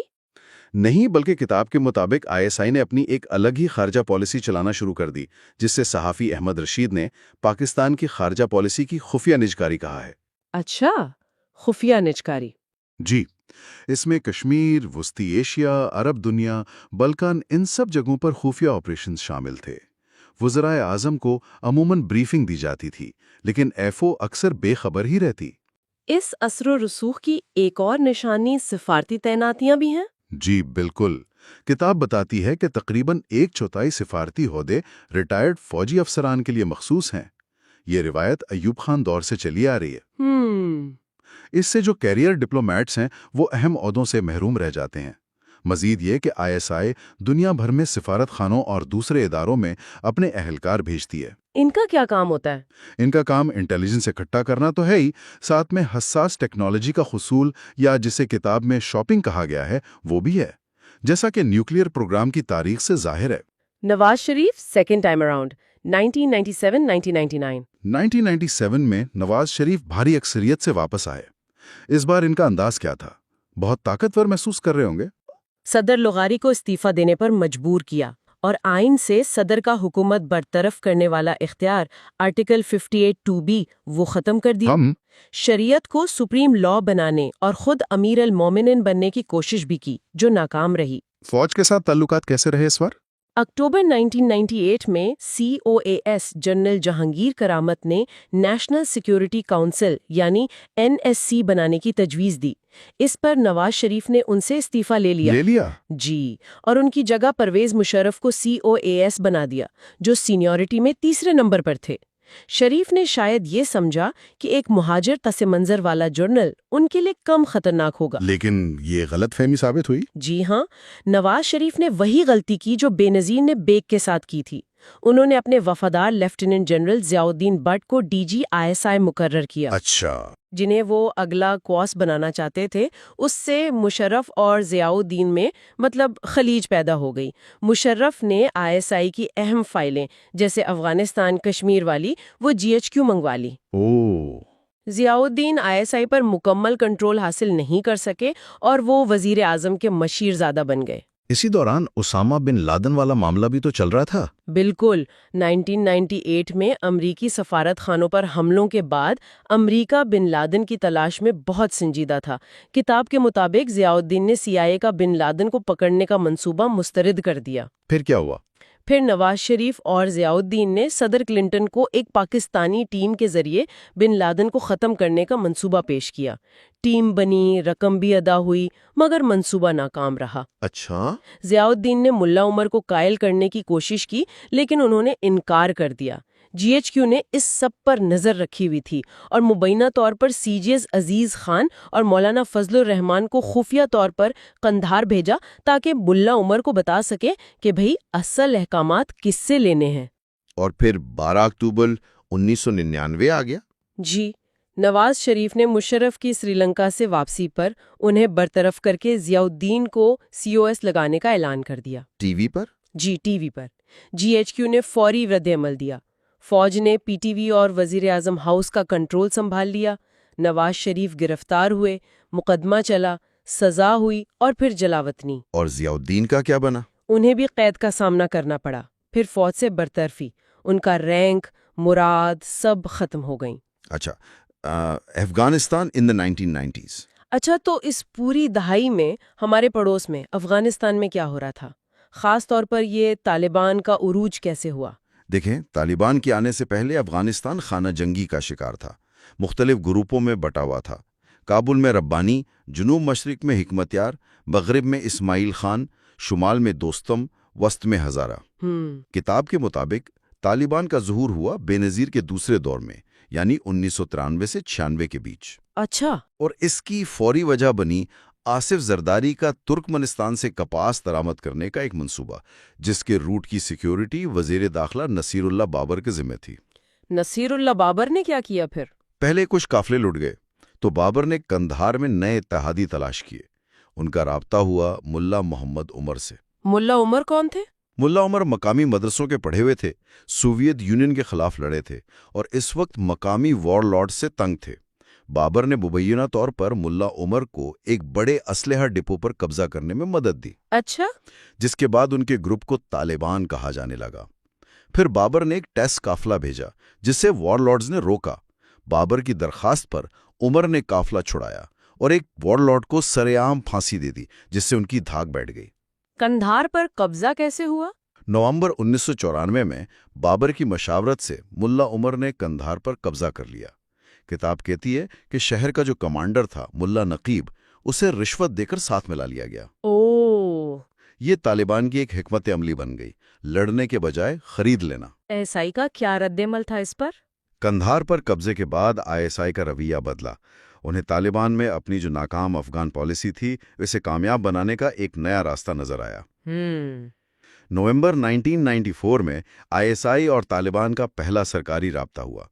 طالبان نے کہا کہ بھئی ہمیں اسلحہ یا پیسہ نہیں چاہیے، صرف دوسرے کمانڈروں کی مدد بند کر دیں اور غیر جانبدار رہیں. ہم تیل اور خوراک خریدیں گے. لیکن کیا ISI غیر جانبدار رہی؟ نہیں، کتاب کہتی ہے کہ 1995 کے آغاز سے ISI افغان طالبان کی طاقتور سرپرست بن گئی۔ مصنف تو بے نظیر زرداری اور بابر کو طالبان کے بانیوں میں شمار کرتے ہیں۔ اچھا۔ طالبان میں جلد ہی پاکستان کے مدرسوں کے طلبہ شامل ہونے لگے، خاص طور پر مولانا فضل الرحمان کی JUI سے وابستہ مدرسوں کے۔ طالبان نے تو بہت تیزی سے پیش قدمی کی۔ جی بالکل، چند ہی مہینوں میں 14 صوبوں پر قبضہ کر لیا۔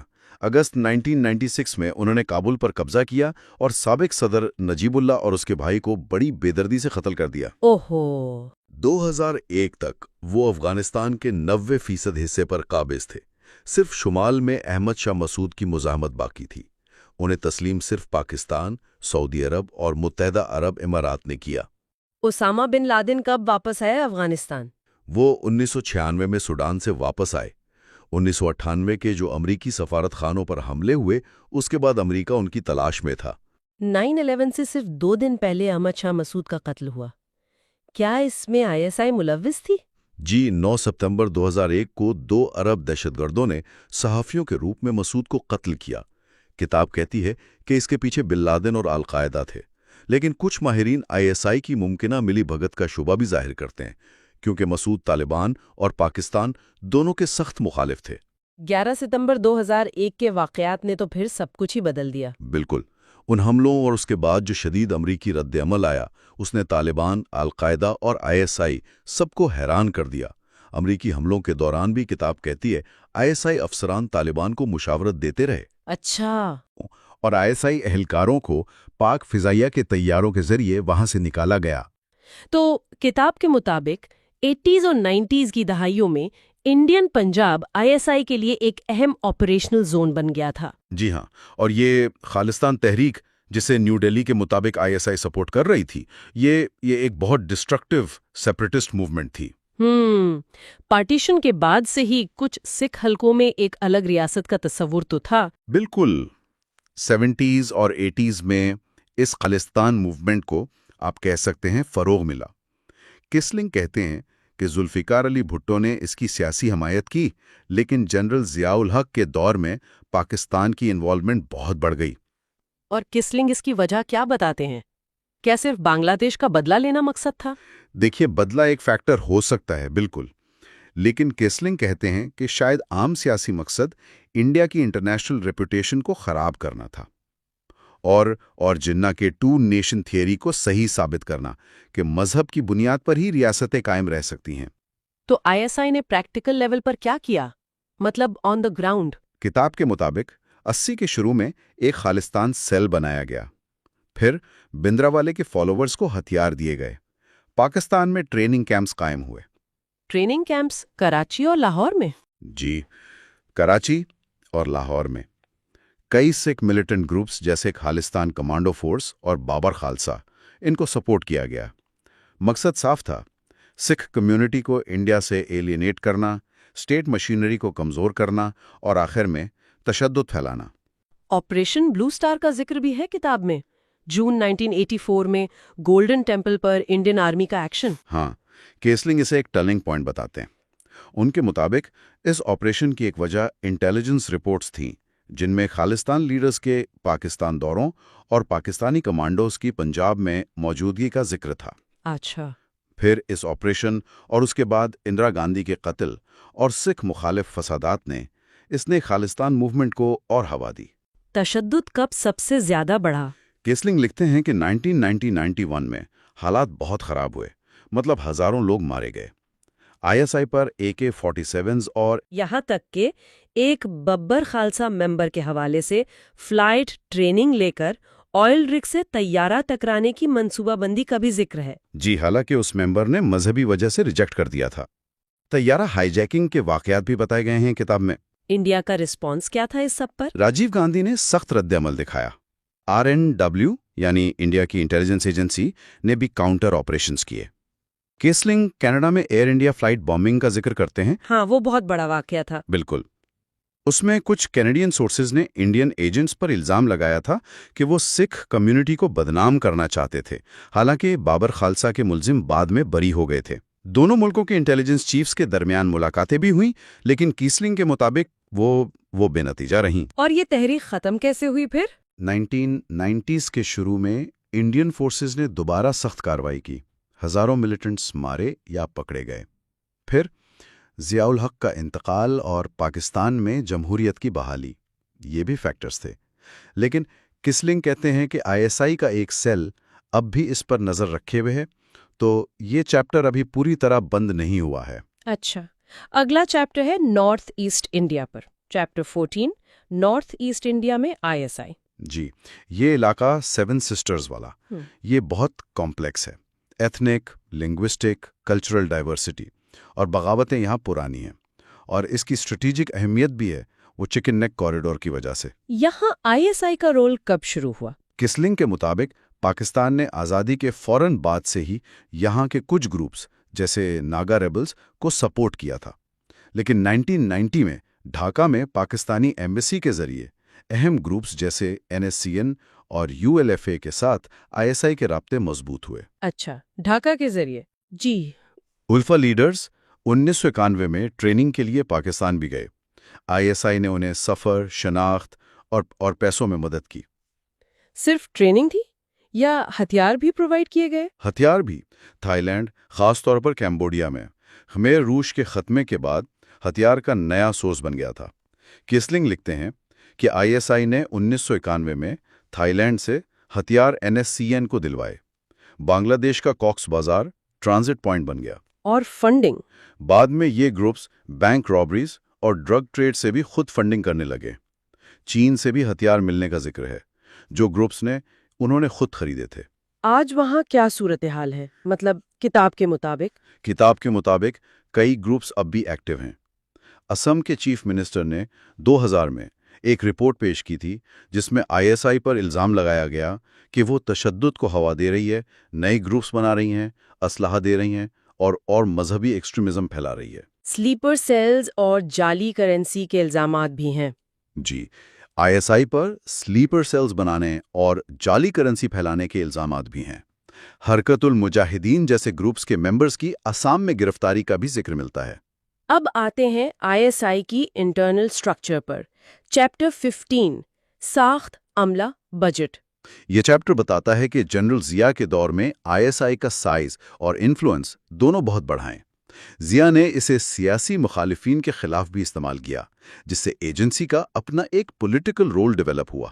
اور افغان جہاد نے اسے ایک ریجنل پلیئر بنا دیا۔ بالکل، جس کی اوورسائٹ بھی کم تھی۔ تو اس کی سٹرکچر کیا تھی؟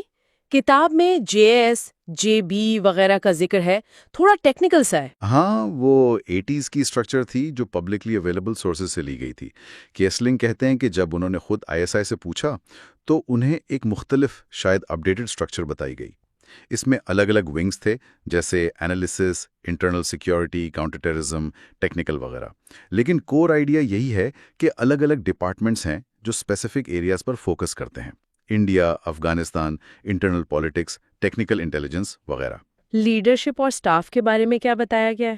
پہلے بریگیڈیئر لیول کے آفیسر ہیڈ کرتے تھے، لیکن 70s سے میجر جنرل اور اب لیفٹیننٹ جنرل DG ISI ہوتا ہے۔ میجر پوزیشنز پر آرمی آفیسرز ہی ہوتے ہیں، حالانکہ 40-50% سٹاف سویلین بھی ہے جو FPSC کے ذریعے بھرتی ہوتا ہے۔ کل سٹاف کتنا ہے؟ کوئی اندازہ؟ آفیشلی تو نہیں بتایا جاتا، لیکن اندازہ ہے کہ 4000 سے 5000 کور سٹاف ہے۔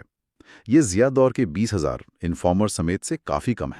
اور بجٹ، سب سے کنٹروورشل حصہ شاید یہی ہے، آفیشلی تو یہ سیکرٹ ہے۔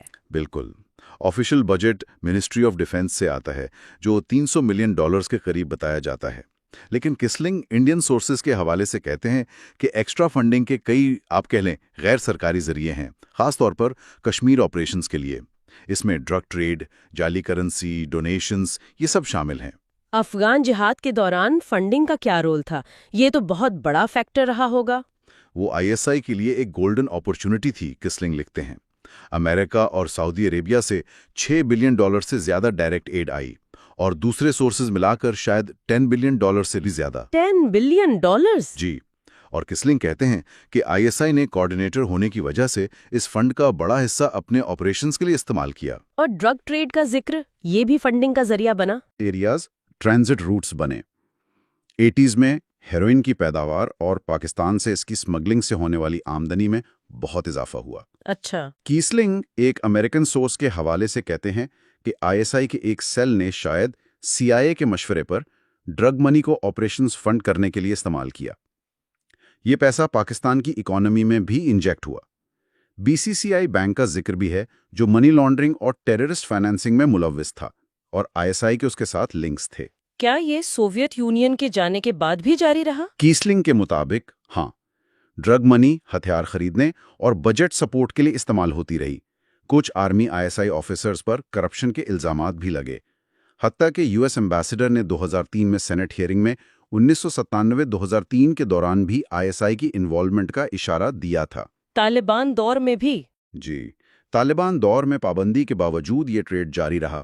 UNODC کی 2010 کی رپورٹ کے مطابق افغانستان سے برآمد ہونے والی ہیروئن کا آدھا حصہ بلوچستان کے راستے گزرتا تھا، جو اس وقت سیکیورٹی فورسز کے کنٹرول میں تھا۔ ISI نے 2015 میں اس سب کی تردید کی۔ ظاہر ہے یہ بہت سنگین الزامات ہیں واقعی۔ اب اگلے چیپٹر پر چلتے ہیں، چیپٹر 16 ISI پرویز مشرف کے دور میں۔ یہ چیپٹر مشرف کے کی لیوٹیننٹس جو DG ISI رہے ان پر فوکس کرتا ہے۔ پہلے لیفٹیننٹ جنرل محمود احمد، جو 1999 کو میں اہم تھے اور مشرف کے قریبی تھے، وہ اکتوبر 1999 میں DG ISI بنے۔ 9/11 کے وقت وہ واشنگٹن میں تھے، ہے نا؟ جی ہاں، کسلنگ لکھتے ہیں کہ انہوں نے رچرڈ آرمٹیج کی مشہور دھمکی ہمارے ساتھ یا خلاف، اس کے بعد مشرف سے پوچھے بغیر ہی US ڈیمانڈز مان لی تھیں۔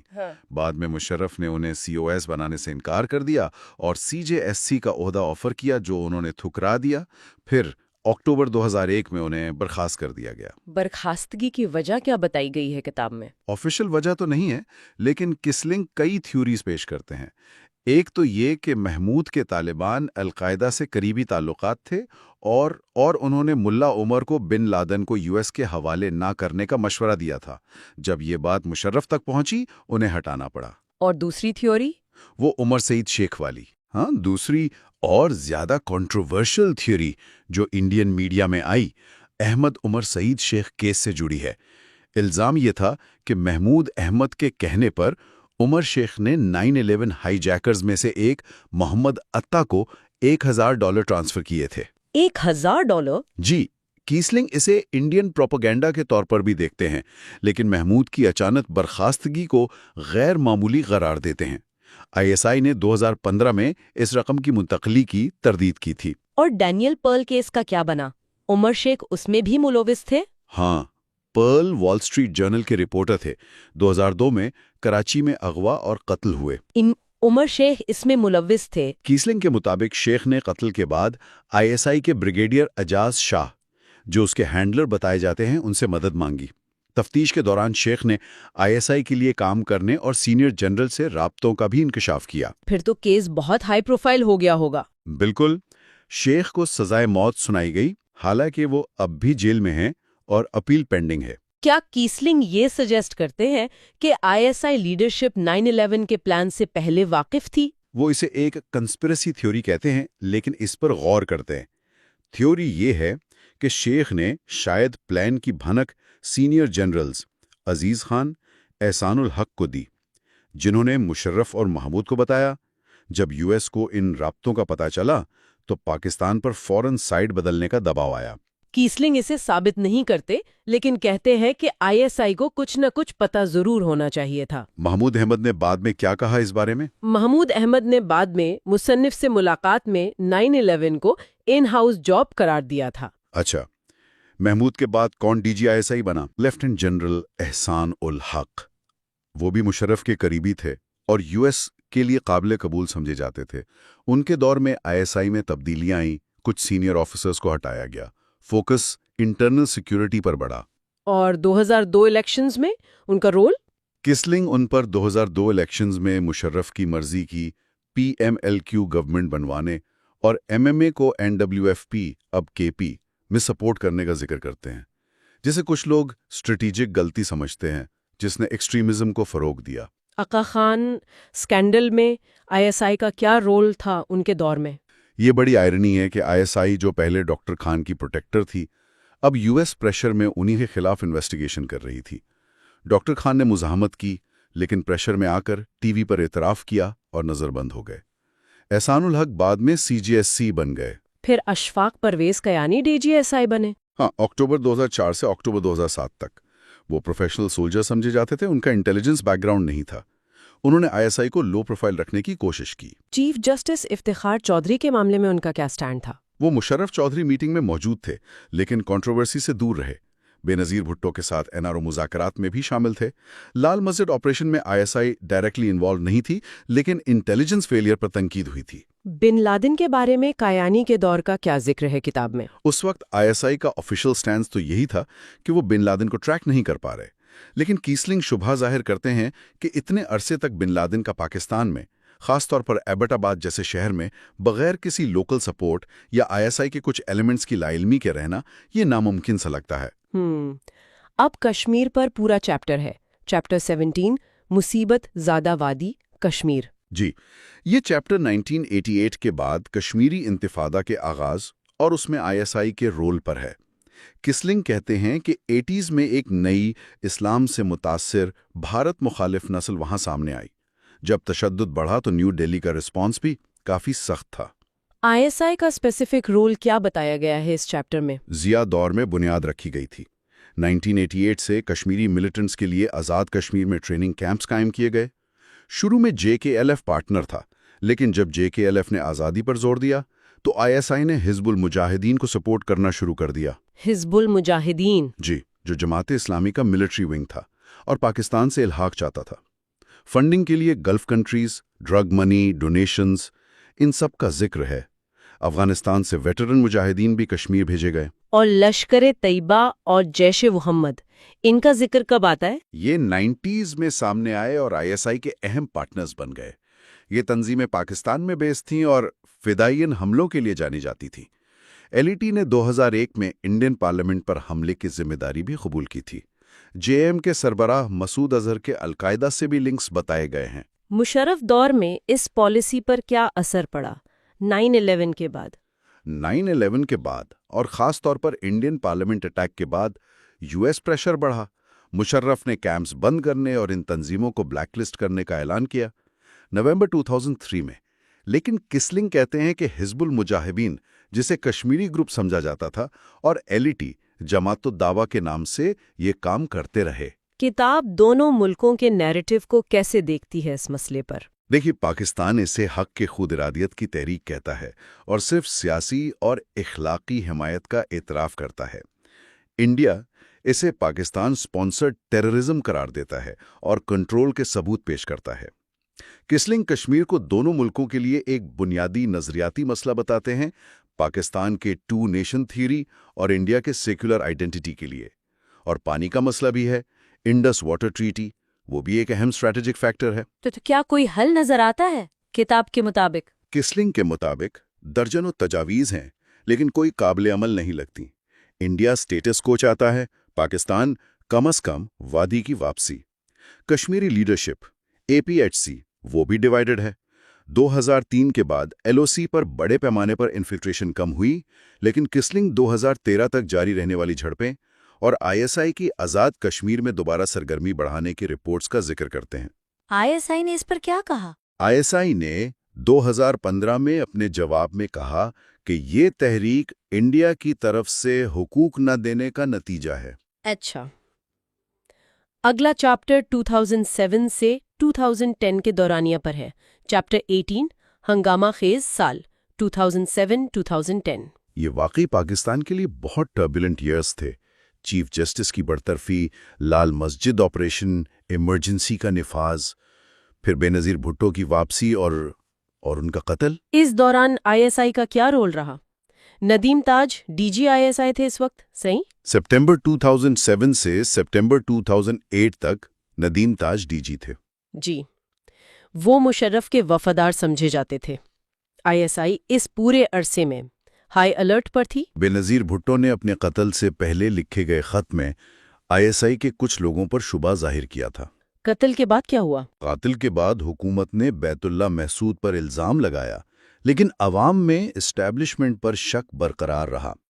کسلنگ بی رامن کے انالیسس کا حوالہ دیتے ہیں कि मुशर्रफ या टॉप मिलिट्री लीडरशिप का इन्वॉल्व होना अनलाइकली था, लेकिन निचले लेवल के रोग एलिमेंट्स का इम्कान रद्द नहीं किया जा सकता।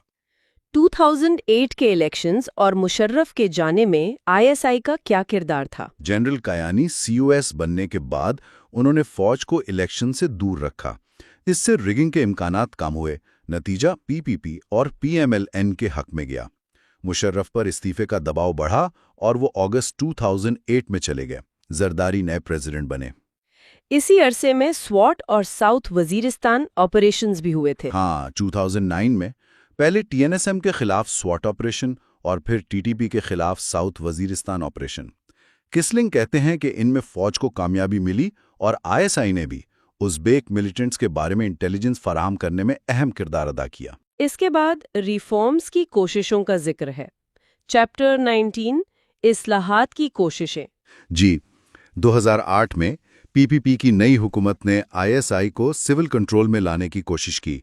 पहले खबरें आईं कि पॉलिटिकल विंग को इंटेलिजेंस ब्यूरो यानी IB के हवाले किया जा रहा है। और फिर वो नोटिफिकेशन भी आया था जिसमें ISI को मिनिस्ट्री ऑफ इंटीरियर के अंडर करने की बात थी। वो काफी खबर बनी थी। जी हां, जुलाई 2008 में। लेकिन कीसलिंग कहते हैं कि GHQ की सख्त मुज़ाहमत पर वो नोटिफिकेशन 24 घंटे में वापस ले लिया गया। फौज नहीं चाहती थी कि उनकी सेंसिटिव इन्फॉर्मेशन तक सिविलियन हुकूमत की डायरेक्ट रसाई हो। ये जनरल कायानी की बड़ी जीत थी। इसी दौरान काबुल में इंडियन एम्बेसी पर अटैक हुआ और फिर मुंबई हमले। ISI पर इल्जामात लगे इन दोनों में। बिल्कुल, जुलाई 2008 काबुल अटैक के बाद US ने ISI पर इल्जाम लगाया। फिर नवंबर 2008 में मुंबई अटैक्स हुए। जिंदा पकड़ा गया टेररिस्ट अजमल कसाब पाकिस्तानी निकला और LED से ताल्लुक रखता था। इंडिया ने फौरन ISI पर इल्जाम लगाया। कीसलिंग कहते हैं कि ISI का इनिशियल रिस्पॉन्स भी थोड़ा मशकूक था, जैसे उन्होंने निशान मिटाने की कोशिश की। तो क्या कीसलिंग ये मानते हैं कि ISI इन्वॉल्व थी मुंबई हमलों में? वो ISI के अंदर ISI यानी रोग एलिमेंट के नजरिए को मुस्तरद करते हैं। वो कहते हैं कि इतना बड़ा ऑपरेशन लीडरशिप की मंजूरी के बगैर नहीं हो सकता और COS को भी पता होना चाहिए। लेकिन वो ये भी कहते हैं कि ये जरूरी नहीं कि सिविलियन गवर्नमेंट इन्वॉल्व हो। डेविड हेडली की गिरफ्तारी से भी कुछ इंकिशाफात हुए थे। जी, डेविड हेडली की गिरफ्तारी ने बाद में ISI के कुछ ऑफिसर्स की इन्वॉल्वमेंट के मजीद सबूत फराहम किए। इस हमले का मकसद किसलिंग के मुताबिक कश्मीर, अफगानिस्तान पर पाकिस्तान के फौजी मफादात का तहफ़्फ़ुज़ और तीनों कैपिटल्स इस्लामाबाद, दिल्ली, वाशिंगटन को एक मैसेज देना था। इस सब के बाद DG ISI नदीम ताज को तब्दील कर दिया गया था। हाँ, सितंबर 2008 में। कहा जाता है कि US प्रेशर था, लेकिन ये कायानी के लिए भी आसान था क्योंकि ताज मुशर्रफ के करीबी थे। नए DG अहमद शुजा पाशा आए। वो कायानी के करीब समझे जाते थे और US ने भी उनका खैर मकदम किया। पाशा के आने के बाद क्या तब्दीलियां आईं? पाशा के आने के बाद ISI में मजीद तब्दीलियां हुईं। पॉलिटिकल विंग बंद करने का ऐलान हुआ, हालांकि शुबहात बाकी रहे। तो रिफॉर्म्स की ये कोशिशें बेसिकली नाकाम रहीं। बड़ी हद तक हाँ। हुकूमत ISI पर सिविलियन कंट्रोल कायम नहीं कर सकी। कुछ और तजवीज़ का जिक्र है, जैसे नाम बदलना या सिविलियन DG लगाना, लेकिन उन पर अमल नहीं हुआ। अब आखिरी चैप्टर जो चैलेंजेस पर है, चैप्टर 20 उफुक पर बादल। इस चैप्टर में DG पाशा के दौर के चैलेंजेस का जिक्र है, खास तौर पर अफगानिस्तान और US रिलेशंस के हवाले से। पाशा की मुद्दत मुलाजमत में 2 बार तौसी हुई। LSE की वो रिपोर्ट भी थी जिसमें ISI ऑफिसर्स के क्वेटा शूरा मीटिंग्स में शिरकत का दावा किया गया था। हाँ, जून 2010 में आई थी वो रिपोर्ट। और मुल्ला बरादार की गिरफ्तारी 2010 को कीसलिंग इस तरह देखते हैं कि ISI ने US कारजाई को सिग्नल दिया कि उन्हें अफगानी मामलात से बाहर नहीं रखा जा सकता। लेकिन इसी दौरान ISI CIA कोऑपरेशन भी जारी रहा। फिर रेमंड डेविस का वाकया पेश आया। वो काफी बड़ा इशू बना था। जनवरी 2011 में लाहौर में CIA कॉन्ट्रैक्टर रेमंड डेविस ने 2 पाकिस्तानियों को कत्ल कर दिया। US ने डिप्लोमेटिक इम्यूनिटी क्लेम की। पाकिस्तान में जबरदस्त बहस छिड़ गई कि डेविस कौन था और क्या कर रहा था। किसलिंग कहते हैं कि इस वाक़े ने CIA ISI के दरमियान पहले से मौजूद मिसट्रस्ट को और बढ़ा दिया। ISI को क्या लग रहा था? ISI کو لگ رہا تھا کہ CIA نے بائی پاس کر کے پاکستان میں آپریشنز کر رہی ہے، خاص طور پہ ڈرون حملوں کے معاملے میں۔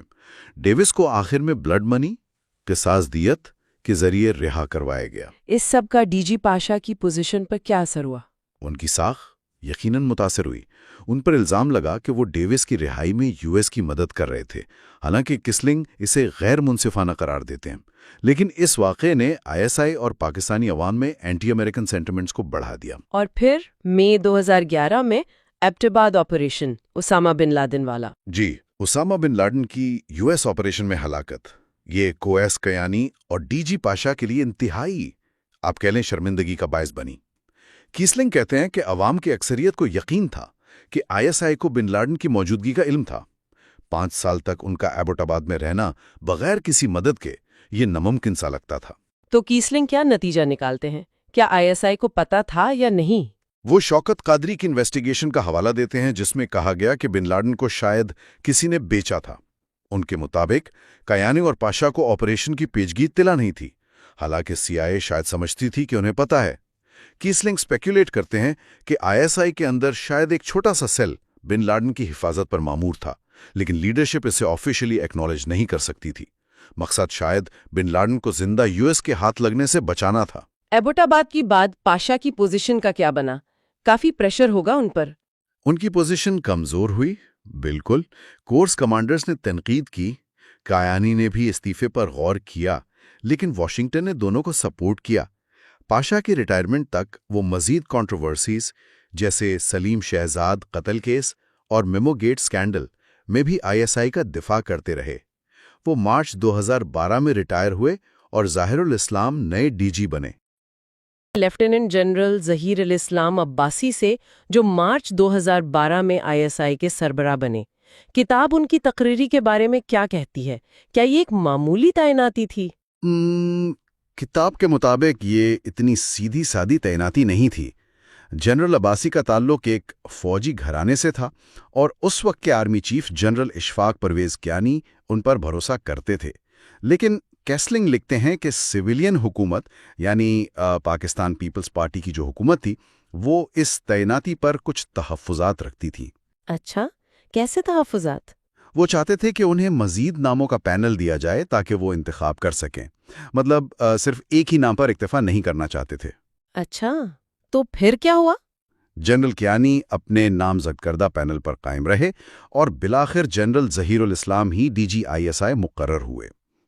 کیسلنگ ایک دلچسپ نقطہ یہ بھی اٹھاتے ہیں کہ شاید جنرل ظہیر کے امریکہ میں براہ راست ذاتی روابط کا نہ ہونا وہ حکومت کے لیے انہیں قبول کرنے میں ایک عنصر ثابت ہوا ہو۔ امریکہ سے تعلقات کی بات آئی ہے تو جنرل ظہیر نے اگست 2012 میں واشنگٹن کا دورہ کیا۔ یہ دورہ کن حالات میں ہوا؟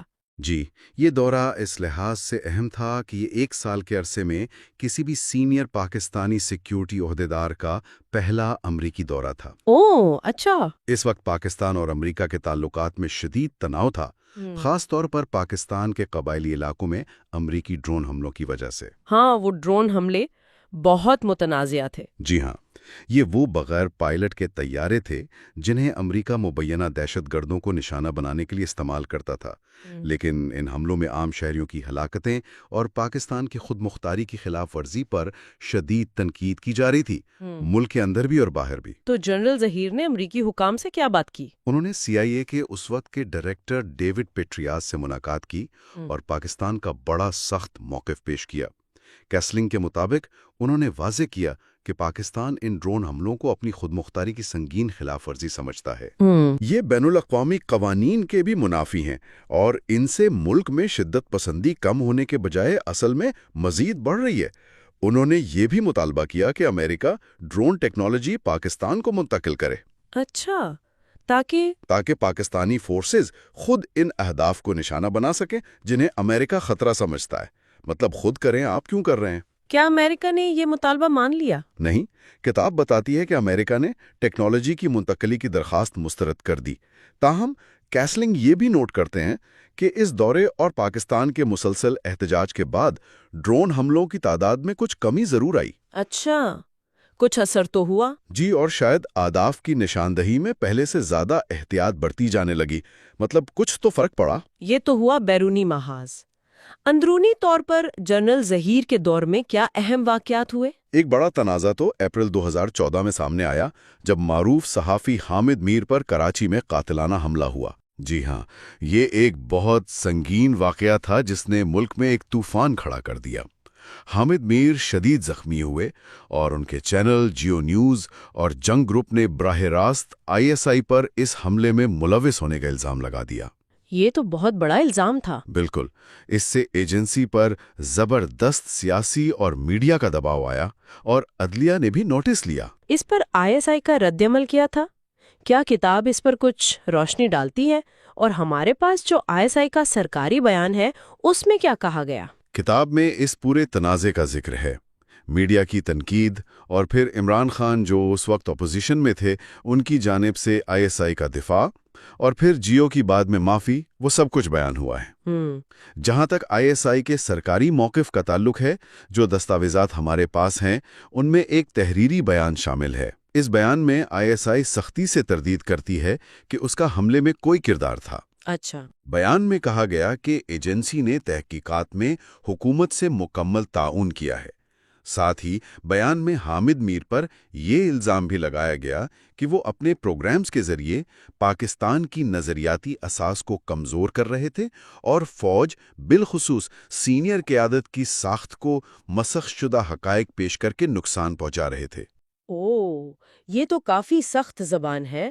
کیا کتاب اس بات کا کوئی تجزیہ پیش کرتی ہے کہ ISI کے اس سرکاری موقع کو کس حد تک قابل اعتبار سمجھا گیا؟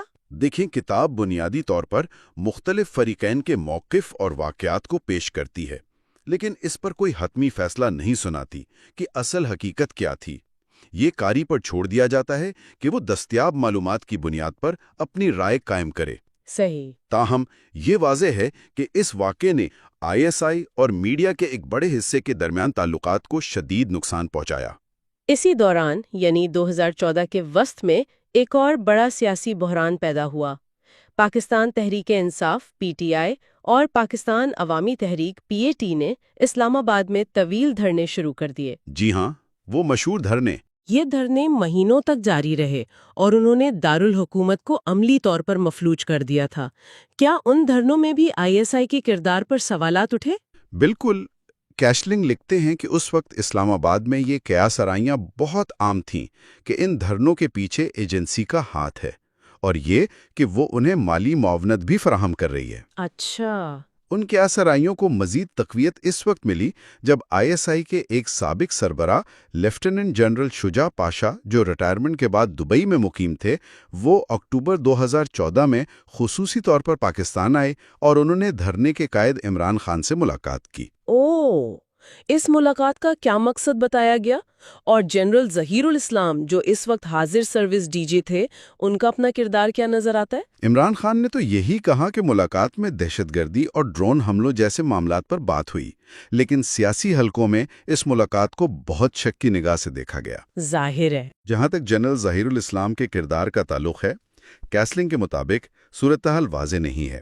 ایک نظریہ یہ ہے کہ جب دھرنے کے منتظمین وہ تعداد یعنی 1 ملین مظاہرین جمع کرنے میں ناکام رہے جس کا انہوں نے دعویٰ کیا تھا، جی، تو شاید جنرل ظہیر نے ممکنہ طور پر army chief general Raheel Sharif کی ہدایت پر دھرنے کی حمایت سے پیچھے ہٹنے کا فیصلہ کیا اور عمران خان اور طاہر القادری کو تشدد سے گریز کرنے کا مشورہ دیا۔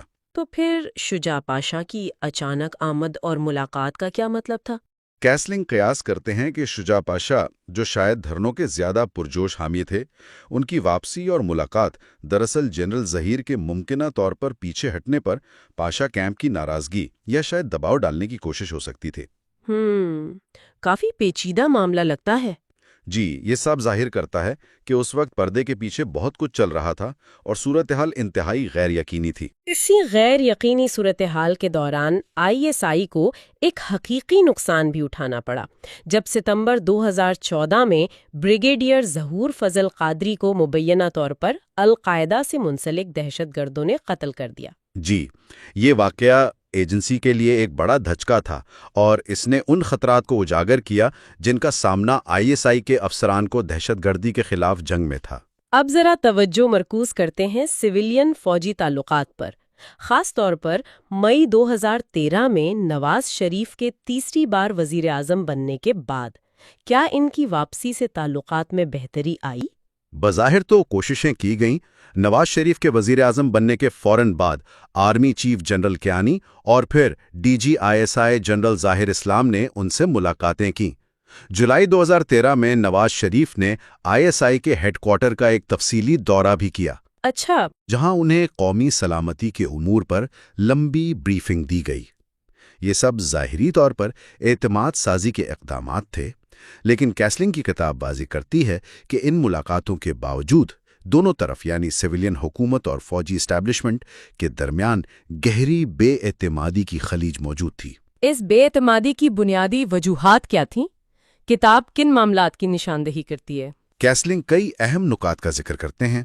پہلا، سابق فوجی صدر پرویز مشرف کا کیس۔ ہاں، مشرف کیس۔ نواز شریف مبینہ طور پر مشرف پر غداری کا مقدمہ چلا کر انہیں سزا دلوانا چاہتے تھے، جو فوج کے لیے قابل قبول نہیں تھا۔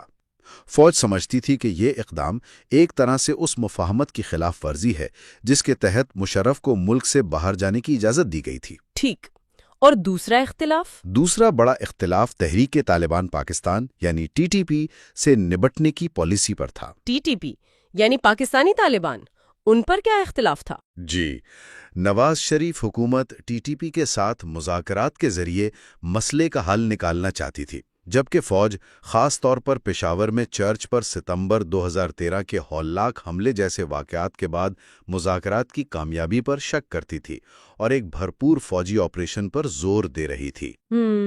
بالآخر جون 2014 میں شمالی وزیرستان میں آپریشن ضرب عضب شروع کیا گیا، لیکن اس سے پہلے حکومت کی جو ہچکچاہٹ تھی اس نے فوج اور حکومت کے درمیان تناؤ کو بڑھا دیا۔ اور بھارت اور افغانستان کی پالیسیوں پر بھی اختلافات تھے؟ بالکل۔ تیسرا نقطہ بھارت پالیسی تھی۔ نواز شریف جنوبی ایشیا میں علاقائی کشیدگی کم کرنا چاہتے تھے اور بھارت کے ساتھ تعلقات معمول پر لانے کے خواہاں تھے۔ مئی 2014 میں جب وہ بھارت کے نئے وزیر اعظم نریندر مودی کی تقریب حلف برداری میں شرکت کے لیے دہلی گئے، جی، وہ گئے تھے، تو کتاب کے مطابق فوجی قیادت کو اس پر تحفظات تھے۔ چوتھا اور اہم ترین نقطہ افغانستان پالیسی تھی۔ ISI اور فوج افغانستان کے حوالے سے پالیسی سازی پر اپنا کنٹرول برقرار رکھنا چاہتی تھیں، جبکہ نواز شریف حکومت شاید اس میں زیادہ عمل دخل چاہتی تھی۔ اچھا، کیسلنگ لکھتے ہیں کہ بعض تجزیہ کاروں کے خیال میں مئی 2014 میں ہرات میں بھارتی قونصل خانے پر حملہ اور مارچ 2014 میں کابل کے سرینا ہوٹل پر حملہ ISI کی جانب سے نہ صرف بھارت اور افغانستان بلکہ خود پاکستانی سویلین حکومت کو بھی ایک پیغام تھا کہ افغانستان پالیسی پر کوئی سمجھوتا نہیں کیا جائے گا۔ تو یہ سارے عوامل مل کر ایک شدید تناؤ کی کیفیت پیدا کر رہے تھے۔ اس دوران ایک اور ہولناک واقعہ پیش آیا جس نے شاید بہت کچھ بدل دیا۔ دسمبر 2014 میں پشاور کے آرمی پبلک اسکول پر حملہ۔ جی ہاں، APS حملہ ایک قومی سانحہ تھا اور بلا شبہ ایک بڑا ٹرننگ پوائنٹ ثابت ہوا۔ اس واقعے نے پوری قوم کو جھنجھوڑ کر رکھ دیا اور دہشت گردی کے خلاف ایک نئی قومی اتفاق رائے پیدا ہوئی۔ جی بالکل۔ اس کے فوراً بعد تمام سیاسی اور فوجی قیادت نے مل کر نیشنل ایکشن پلان ترتیب دیا اور ملک میں سزائے موت پر عمل درآمد جو کئی سال سے رکا ہوا تھا دوبارہ شروع کر دیا گیا۔ اس نے دہشت گردی کے خلاف جنگ کو ایک نئی سمت دی۔ اسی عرصے میں فوجی قیادت میں بھی اہم تبدیلیاں رونما ہوئیں۔ نومبر 2013 میں جنرل کیانی ریٹائر ہوئے اور ان کی جگہ جنرل راحیل شریف نئے آرمی چیف بنے۔ ان کی آمد کو کیسے دیکھا گیا؟ جنرل راحیل شریف کا تعلق بھی ایک معزز فوجی خاندان سے تھا۔ ان کے بھائی میجر شبیر شریف نشان حیدر حاصل کر چکے تھے۔ جنرل راحیل خود انسداد دہشت گردی کی تربیت اور حکمت عملی میں گہری دلچسپی رکھتے تھے۔ ان کی بطور چیف آف آرمی سٹاف کوآس تعیناتی کو تجزیہ کاروں نے TTP اور دیگر عسکریت پسند گروہوں کے لیے ایک واضح پیغام سمجھا کہ اب شاید زیادہ سخت پالیسی اپنائی جائے گی۔ اور پھر ٹھیک ایک سال بعد نومبر 2014 میں ISI کی قیادت بھی تبدیل ہوئی۔ لیفٹیننٹ جنرل رضوان اختر نے جنرل ظہیر الاسلام کی جگہ لی۔ کیا ان کی تعیناتی مختلف تھی؟ جی کئی لحاظ سے۔ پہلی بات تو یہ کہ جنرل رضوان اختر کو نئے army chief general Raheel Sharif کا بہت قریبی اور بااعتماد ساتھی سمجھا جاتا تھا۔ اچھا۔ دوسری اہم بات جو کیسلنگ نے نوٹ کی یہ تھی کہ وزیر اعظم نواز شریف نے ان کی بطور ڈائریکٹر جنرل ISI تعیناتی کی باقاعدہ توثیق کی اور اس پر رضامندی ظاہر کی، جبکہ جنرل ظہیر کی تعیناتی پر انہیں مبینہ طور پر تحفظات تھے۔ تو یہ ایک فرق تھا۔ جنرل رضوان اختر کا پروفائل کیا تھا؟ انہیں کیسا آفیسر سمجھا جاتا تھا؟ انہیں نسبتاً غیر سیاسی اور پیشہ ورانہ فوجی آفیسر سمجھا جاتا تھا، جو فوجی افسران کی نئی نسل سے تعلق رکھتے تھے۔ ان کے پاس انسداد دہشت گردی کا وسیع تجربہ تھا۔ وہ شورش زدہ قبائلی علاقہ فاٹا میں خدمات انجام دے چکے تھے، جی۔ اور ISI میں آنے سے پہلے وہ کراچی میں بطور DG رینجر سندھ تعینات تھے، جہاں انہوں نے شہر میں جرائم اور عسکریت پسندی کے خلاف اہم آپریشنز کی نگرانی کی۔ تو ان کی بطور DG ISI کیا ترجیحات رہیں؟ کیا پالیسی میں کوئی نمایاں تبدیلی دیکھنے میں آئی؟